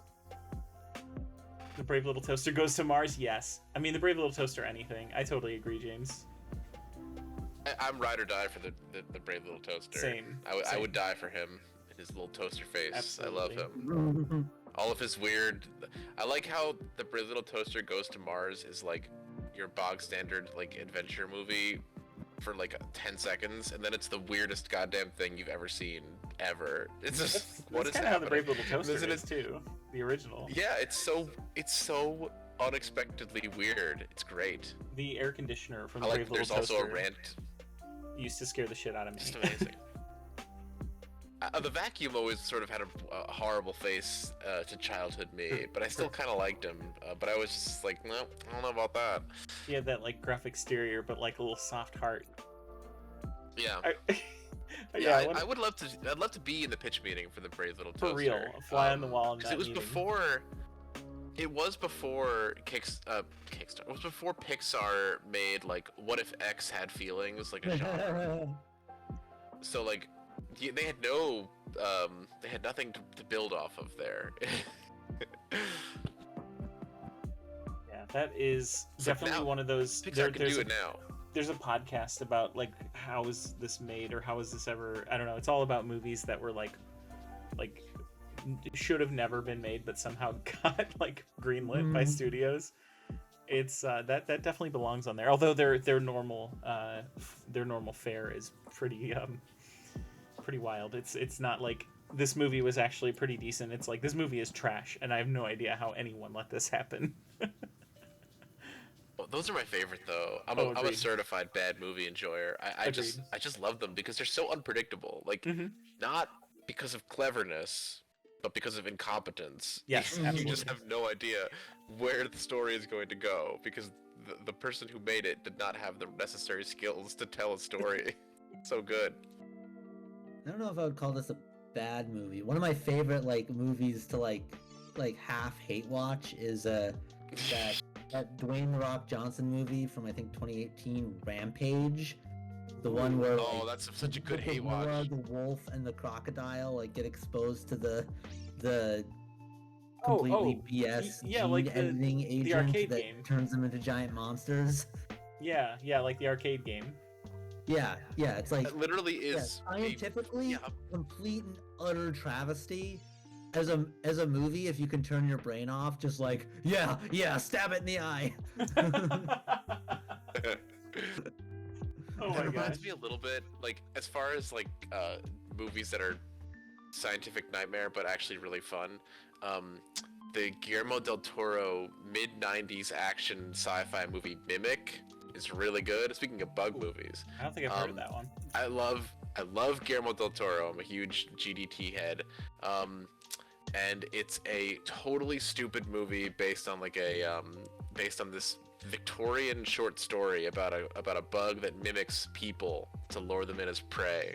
Oh dang. Because Okay. insects are master mimic. There's tons that mimic lots of things, That sounds so cool. and it's like it's really really cool. It's not a bad movie. It is just the most 90s movie you could ever imagine. Every single 90s stereotype is in it. The cinematography is like everything is bathed in blue light. The streets are always wet. Everything just looks grungy and disgusting. It's all like very like New York, like, you know, peak scumbag New York aesthetic. Like there's like just people like randomly breakdancing everywhere. It's just like the most perfectly 90s travesty ever. It Oh my rocks. And That's there's like a spectacular. scene with actual hobos around like a burning like burning garbage can with like fingerless gloves. Like it just couldn't be more stereotypical. It's amazing. That sounds fabulous. I need to put that on my watch list. But it's good because it's got all the GDT wonderful. It's got like all the practical effects and the gross out, and it's wonderful. Yeah, watch it. It's really fun. It's on HBO Max, I think, and the director's cut is on there too. It's also very good. Well, I know what my plans this weekend are. Yeah, but scientifically, as an entomologist, everything is wrong. Everything. But it's really, really fun. Oh my goodness. One nice thing about being an entomologist is once you know what a superworm is, which is a type of beetle larva commonly like purchased as like pet reptile food or as just like a outreach insect to like, you know, show to little kids. You see how many like movies and TV shows use them as props. Yep. They're in everything. Yeah, so like that episode in season 1 of the X-Files where they go to that research base in Alaska and find like that worm frozen in the ice. That was a super worm. It's got that Petco. Yep. There's at least one episode of Man vs. Wild where Bear finds a dead deer and is like, oh, bloody hell, it's covered in maggots. I can't do a British accent right now. And it was super worms, which are not scavengers Boy. and would not be found on a carcass. Superworms are literally just a mealworm, and in some cases, what they call a superworm is just a normal ass mealworm, Tenebrio molitor, that has been treated with juvenile hormone to keep it from becoming an adult. It just keeps molting as a larvae over and over again, so it gets huge. And then you just feed it to your chameleon or whatever, and like, it's just like, they eat grain. Like, what would it be doing? Right. on Right. this? Oh my Caribou. God. They're not even super. What the hell? That fits into They're that not even category we were trying. talking about on Monday, about how scientific names are either bombastic and cool as hell or super boring. Yeah, there's exactly two options. Although they're running out of scientific names, so now all the nerds who are scientists are like naming spiders after Cthulhu or whatever, which is true, Lord by of the way. Rings characters and That I love a little Easter egg in a scientific name.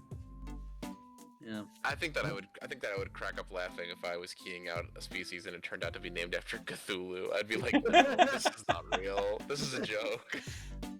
Oh my God. Well, Oh, let's before we yeah, bounce, go ahead. I have one Warhammer thing I have to show. Yeah, before let's see here. it. I'll Let's see walk it. over This to is it. this is one of the I'm things that just- him and I I'm bonded gonna- over early on. gonna hop off pretty soon. I'm exhausted, but That's okay. Yeah, I've gotten an email from It just don't- Opportunity Cost yeah. Games so far. So remember, if you want to give away, please, get your mailing info to me, as soon as possible, because I would ideally like to get these mailed tomorrow morning. For sure. But that's when I have time to like go out and go to the post office. So Cool. So y'all know, obviously, I play Tyranids, of course. I don't have any with me right now, but all my gargoyles in my Tyranid army have actual insect wings instead of the Oh, plastic what? wings.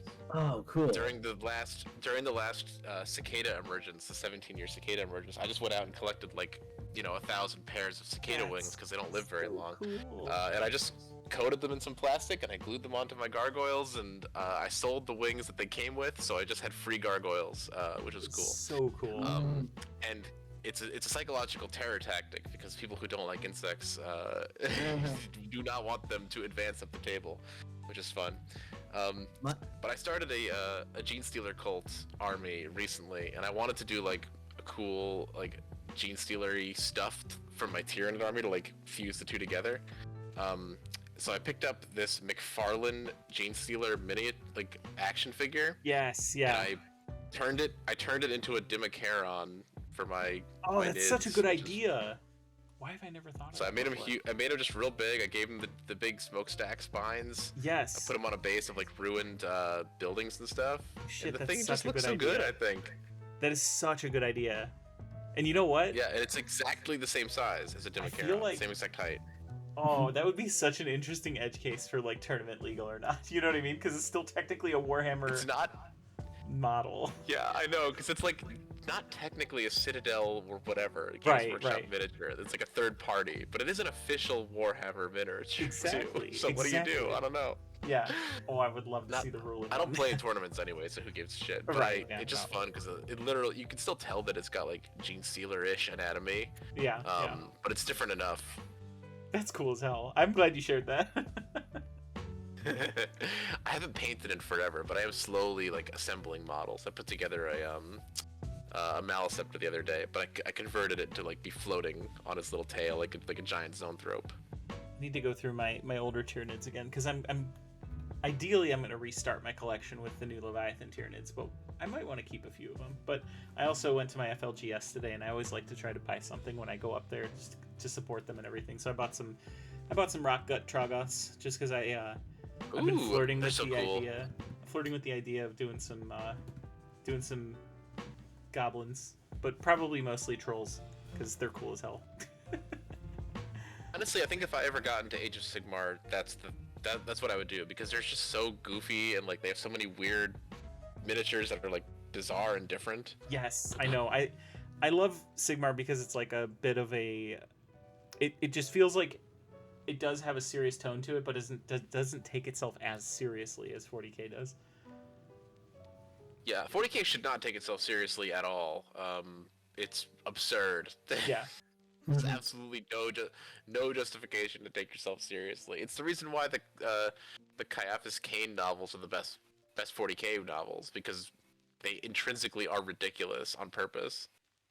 We just love an action scene, just a completely over the top action scene. Yeah, it's great. It's got to be stupid though. Look at this universe; it's ridiculous. James says, "I painted a Gotta mini get back once. I just stay here for the rants, which we are severely overdue on." Oh boy. I still owe you a mini painting stream, James. We gotta plan that.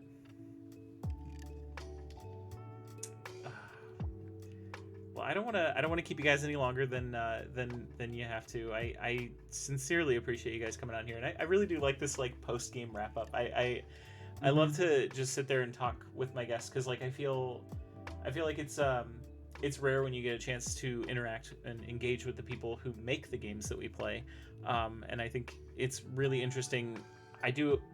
Sometimes I do. A friend of mine in chat does a podcast that I sometimes guest on, and one of the things we always like to focus on is like kind of centering this sounds a little over dramatic, but like the humanity of the people behind the games, because a lot of times the board game community and consumers in general can be a little bit aggressive about their feelings on certain things, and it's nice to just remind people that there are people who are passionate behind creations that we all love and enjoy, and Loam is soon to be the next one that everybody loves and enjoys. I'm very excited for it.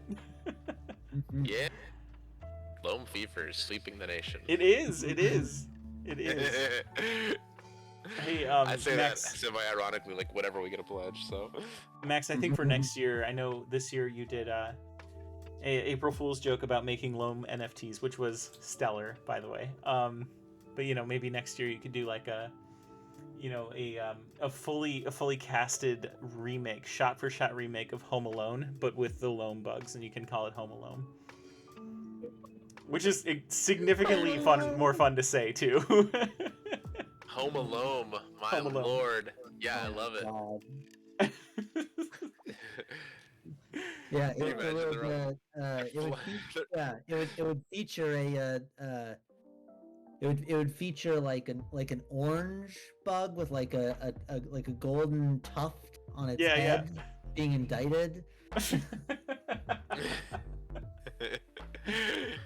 Oh yeah, I can imagine they're flying on the back of a beetle to Paris. Absolutely. And then Kevin McAllister's mom, who I expect will be played by like some kind of wasp. Oh, absolutely. My question is who's gonna play the Polka King of the Midwest? That's what I need to know. Oh, it's gotta be like a musical insect, like a grasshopper or something. Yeah. Yeah. Oh, You could so do you could do like a band of like a cricket, a grasshopper, a cicada, and they're all just like fun. playing their little bodies. Yes. Like a polka, like a Oompa band. I couldn't remember the name for a cricket the other day, and I called it a musical grasshopper. Hey, well, there you go. Matt wants Loam branded Loam. Loam brand Loam. Not to worry. We're going to sell out completely. We're going to become complete sellouts. We're going to put the brand name on everything. There's gonna be Loam branded cereal. Cereal. Little marshmallows shaped like pseudoscorpions. I would eat that. Like, actually, that sounds great. Yeah, the problem with like Loam branded soil is that to be able to like legally ship soil, you would have to sterilize it and kill everything inside. Oh yeah, it. yeah. Yeah, Otherwise, it's you'd often spread like a, a new invasive strain of like soybean cyst nematode. well, that's why you Yeah, sell that'll the be. you sell the bag, and if it just so happens to have dirt in it, so be it.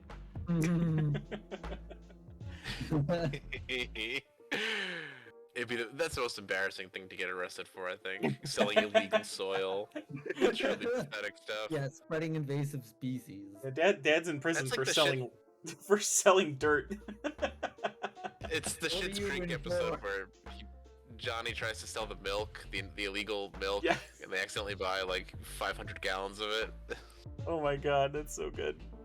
I love it. Yeah, like Loam cereal would just be like Cocoa Pebbles with little marshmallow bugs in it, you know?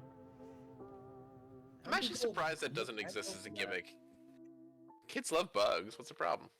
Yeah. They have the dinosaur oatmeal. Why can't we have bugs oatmeal? Yeah, exactly.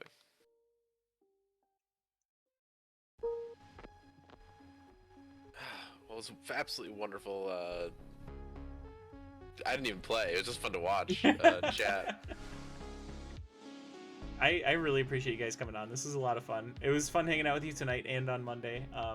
I am really looking forward to the next stuff you guys pull off here, and I'm so excited. How many more days do you have on the GameFound campaign? There's like 22 days left, I think. Wow, that's awesome. And you're already funded. That's great. That's Yeah, great. we're overfunded. Feeling pretty good. Yeah, 22 days left. So anything after this is just it's just cherry on top, racking up stretch goals. Hopefully. It's got to feel good. It's got to be a relief to have already hit that. And like at this point, it's just sort of, you know, just riding it out. Yeah, it's a little. It's a little. Yeah, it's kind of interesting. I feel like a lot of campaigns, like either they, Blue, did I? Oh yeah, did I Max. get your email? TD Fox is yes. asking if you got their email. Yes, I did. Okay. I think I can parse the address. Okay. Yeah. Yeah, I mean, Yeah, like you were saying, my Go ahead. that friend I've mentioned a few times. Her name's Ava. Right now she lives in Ireland, and like whenever I like mail her something, I have to like ask her again. It's like, wait, what is your address? yeah, Like, yeah, what do all those letters and numbers mean? yeah. Sending stuff to even to Canada is like their postal codes. I look at it, I'm like, Yeah, completely am I gonna do different. something wrong here? This is gonna be weird. But yeah, as far as like game crowdfunding campaigns go, it kind of seems like everything is either like some game that like hits 2000% of its goal in 5 minutes, or Yeah. it like doesn't fund until the last day, or Yeah. if at all. So it's like we're kind of in the middle of that, which is a good place to be for a first game of a new studio. For sure. Mm-hmm. And that Indie, didn't manage to snag some like super popular IP or something.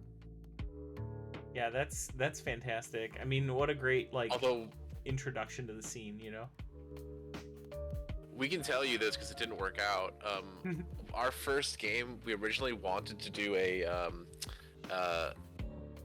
Gideon the Ninth board game, and we were actually talking with Tor about getting the rights to it, but some other company got Serious? them like right before us. Isn't that horrible? No, that sucks. And they never released. And the company that got the rights never released the game, so they're just sitting on them. And we have a game, like a Oh my draft of a God. game. You'll have to tell me offline who it is. I'm gonna try to do some social manipulation. I to don't get know. IP away We don't from them. know. We I'll literally figure don't it know out. who has them. They I wouldn't will. tell us. I will put everything I have into figuring it out. I'll It's- tap every network contact I have. I'm gonna find out who has it, and we're gonna get it from them. It's just tragic to me that they never released anything, because it's like I'm not even mad anymore. Like I just want to play it. Yeah, Yeah. for real. That would be so cool. I literally know so many people who would love that. Oh my god. Yeah, it would have that's been like hilarious. a massive success. Yeah, Jane is one who turned me on to Gideon the Nine. and we just brainstormed that game together, and like this has to happen, and then like no, it didn't work out. It's Very sad. at risk of overselling. But we'll it, keep it's you in just the like- loop. It's one of the coolest written books that I've ever read. Like the way that it's written. Oh, I love it. It's just a mind fuck. Yeah. And in the best way. It's so fun. It's fantastic. But yeah, we'll keep you up. We'll keep you in the loop whenever the next stuff comes around. Yeah, I'm 'cause, so excited to see what you guys get on board with next. This has gonna be been fun. fantastic. I really appreciate you guys again for coming on and giving me your time. The game's great. I can't wait to play it. I can't wait to see it, physical in front of me, and like it's definitely one of those games that like I can really see hitting my table a lot just because of how easy it is to teach and how just interactive and fun it is. Yeah, awesome. Yeah, and one thing, I wish Jane was still here because she's the one who has the printer proof right now. The box for Loam is quite small.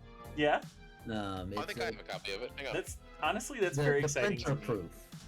I love a small. Oh yeah, you made but the I have mock-up. the one I made. You made the mock-up. That's right. I love a small Um, box game. Yeah, it's gonna be a like, very very dense game. Packs a lot into a small box. Very little air. Yeah, this is the box size. Oh, It's that's awesome. really little. And all that game fits in here, even though That it's is awesome. so small. Yeah, the root zone health tracker mats, those are going to fold. So that's how they Fantastic. fit. That's so cool. And I mean, that allows you guys to keep the cost down and still make it an accessible game. And I love a small box game, honestly. Anything I can just chuck into a bag really quick and take with me that has that much play in it, I'm in 100%. Yeah, and we were hoping, like, mainly for just ease of storage and for shipping and stuff. Like, we just didn't want to waste space, basically. So many games, I think, artificially inflate their box size Definitely. and then, like, put a giant insert in that isn't needed to Mhm. be like, look at this big box on the shelf. And it Yeah. seems sort of depressing to me that they're, like, purposefully wasting everyone's time. Yeah, Yeah, I mean, James, that's a good yeah, point. people do advertise their box size. On the front page of GameFound, you got that Carson City big box. Right, that's Yeah, true. it's like, That's why? true. I mean, Yeah. I I'll tell you think though. that game warrants it, but I'll tell you though, our printer is based in the United States. They're in California, which is again a rarity. Most places don't print domestically. For sure. They are also a worker co-op. The printer that we use, Oh, so it's yeah. co-ops all the way down. And That's they're like incredible. obsessed with. Yeah, of course, we're walking the walk, folks. But they are Absolutely. obsessed with like efficient packaging. Like I think it's like their hobby is like perfect packaging. This box fits everything with absolutely no air. Like it's completely filled with stuff. It's crazy. That's so cool. I love that though. Like that okay, so that and the like the clay art idea, like those small bits of character add up to just make something that's just good into something that's magical. Like in such a fun way, and like clearly you guys have captured it.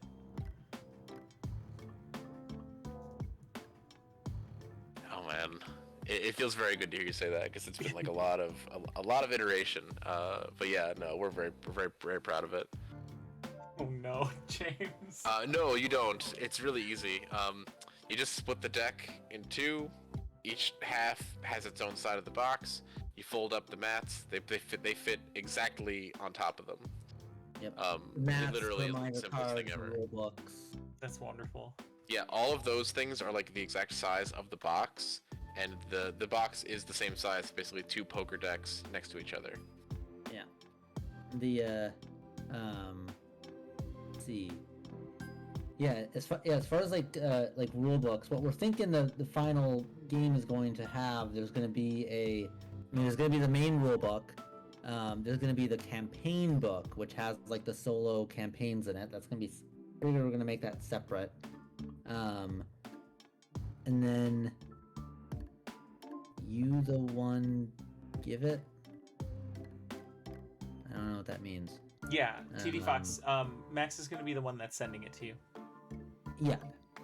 yeah, I have them here. And I'll mail them. And then there's also, we've decided we're going to have a separate booklet that's kind of like delving into the science, like explaining how like the science connects to the game mechanics. We initially had some of that at the front of the rulebook. We kind of like,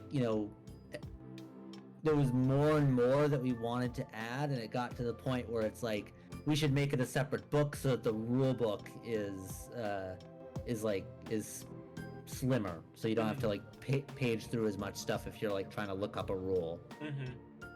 No, that's a good way to go, because I like the idea of having indices and like FAQs and stuff, but honestly keeping it simple so you can do exactly that is super important. And I also love that, like, I feel like the easy thing to do would have been to put like a QR code in there that you can scan for the rulebook, but I'm glad that there's still a physical rulebook. I'm still a big fan of that.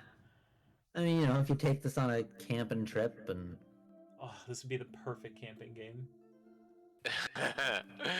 Oh man, absolutely would. And yeah, I'm a big fan of a physical rulebook, just because I'm the kind of person who hates reading things on a screen, frankly. Yeah. So Yeah.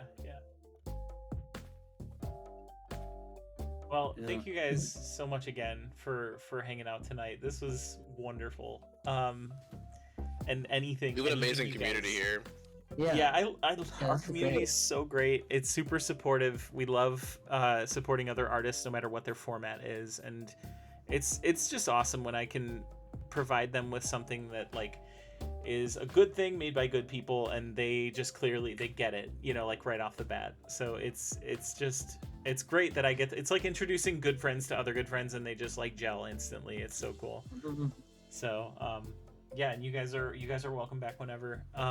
Whatever your next big project is, I'm looking forward to seeing it, and I'm sure we'll stay in touch. But yeah, unless there's any other last thoughts you guys wanted to throw in there, we can. Nope, I'm good. I just want to say thanks again. Yeah, Wonderful time. My pleasure. Going to bed. Gonna cuddle with Apollo. Yeah, give Apollo a little scritch for me. I'll just do a quick dog shot before I go. Oh yes, dog over we here. love to see it. Oh, sorry, didn't mean to wake you up. Just quite tired. Aw. Yeah, we gotta pay the pet tax. Alright, see you, folks. Oh no, goodness. Guys, take care. Thank you. Thanks again. Yeah, no problem. Bye. Later.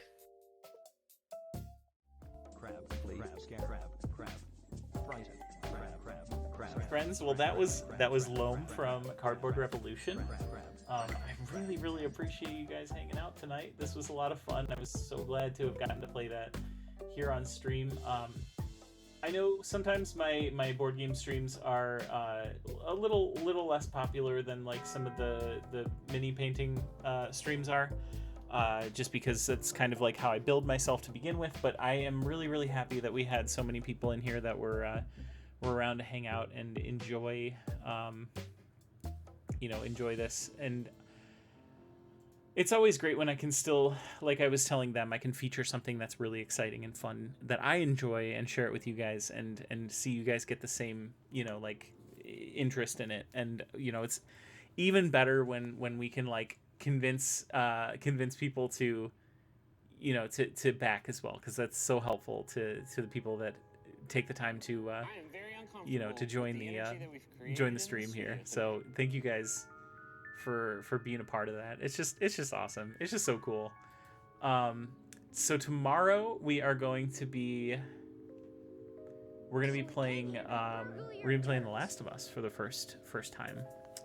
So tomorrow we'll be doing The Last of Us, The Last of Us, and it's just gonna be a regular stream, nothing different about it, and then nice long weekend for everybody.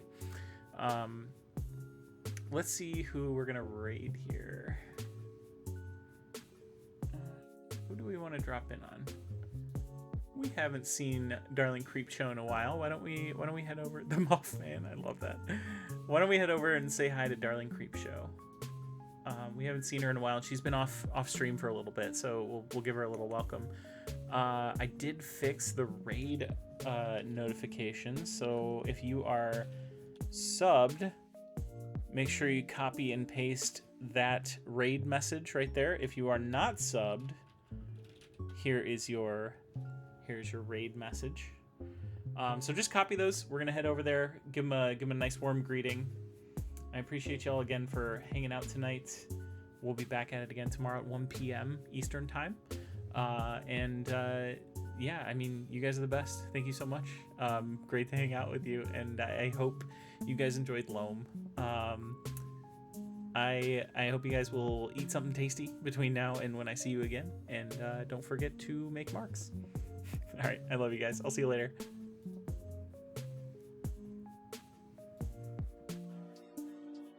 You can't have, they're too salty. They're not good for you.